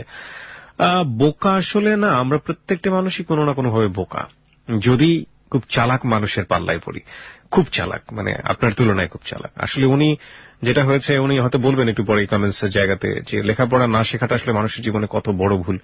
সাবরিন ইসলাম লিখেছে, অফিসারের নামটা ফ্ল্যাশ করলেন না কেন, সবাই তাকে চিনুক। সবাই অফিসারের নামকে চিনিয়ে দেয়া বা অফিসারকে ধরা বা কোনো প্রতিষ্ঠানকে অ্যাকিউজ করা কিন্তু আমাদের হ্যালো 8920 কিংবা রবিবারে যে অনুষ্ঠানটি প্রচারিত হয় সেটা কারোরই উদ্দেশ্য, মানে কোনো কিছুরই উদ্দেশ্য থাকে না। আমাদের মূল মেসেজটা থাকে হচ্ছে যে যার জীবনে ঘটনাগুলো ঘটে গেল বা যেই জীবনের গল্পটা আপনি শুনছেন সেখান থেকে আসলে আপনি কি নিতে পারলেন। হ্যাঁ, ওই কাউকে অ্যাকিউজ করা, কাউকে ধরিয়ে দেয়া, এটা একটা ক্রাইম শো না, বা এটা একটা ওই ধরনের অনুষ্ঠান না যে আমরা ক্রাইমের পিছু পিছু যাব, সেটাকে উদ্ঘাটন করবো। Not like this, it's a life story. এবং লাইফের প্রত্যেকটা জিনিস প্রত্যেকটা স্টেপে গিয়ে প্রমাণ করা সম্ভব না, কারণ একজন মানুষ যখন জীবনের গল্প বলেন সেই শৈশব থেকে বলা শুরু করেন। আমরা টাইম মেশিনে চড়ে শৈশবে গিয়ে ওই ঘটনাকে প্রুভ করতে পারবো না। হয়তো অন্য কোনো রাস্তা আছে প্রুভ করা, বাট আমরা সেটা করতে চাই না, বিকজ এটা আমাদের শোর উদ্দেশ্য না। আমরা আসলে যেটা বলতে চাই যে একজন মানুষের কমপ্লিট লাইফ স্টোরি, এটা আপনাকে কতটা ইনফ্লুয়েন্স করছে in a good way. Okay, silent heart Akash লিখেছে, জীবন অনেক কঠিন, জীবন আসলেই অনেক কঠিন, এবং একইভাবে জীবনটা আসলে অনেক বেশি সহজ যদি আমরা সহজ করে ভাবতে পারি। ওকে, কি বলার আছে আপনার লিসনারদেরকে কি বলতে চান যারা এত এত কমেন্টস করেছে? কি বলবো, আমি বলতে চাচ্ছি যে আসলে আমার জীবনে যেগুলা হয়েছে, জানি না আমার কতটুকু ভুল আছে কিনা, এটা আমি নিজেও বুঝতে পারতাছি না, বা আমার ভুল আমি বুঝি যে একটা, যে আমি যে স্টাম্পটায় সই দিছিলাম এটাই আমার ভুল, এটাই আমার জীবনের কাল। এই একটা ভুলের কারণে যে আমার জীবনটা এত ধ্বংস হয়ে যাবে এটা কখনো কল্পনা করতে পারি নাই।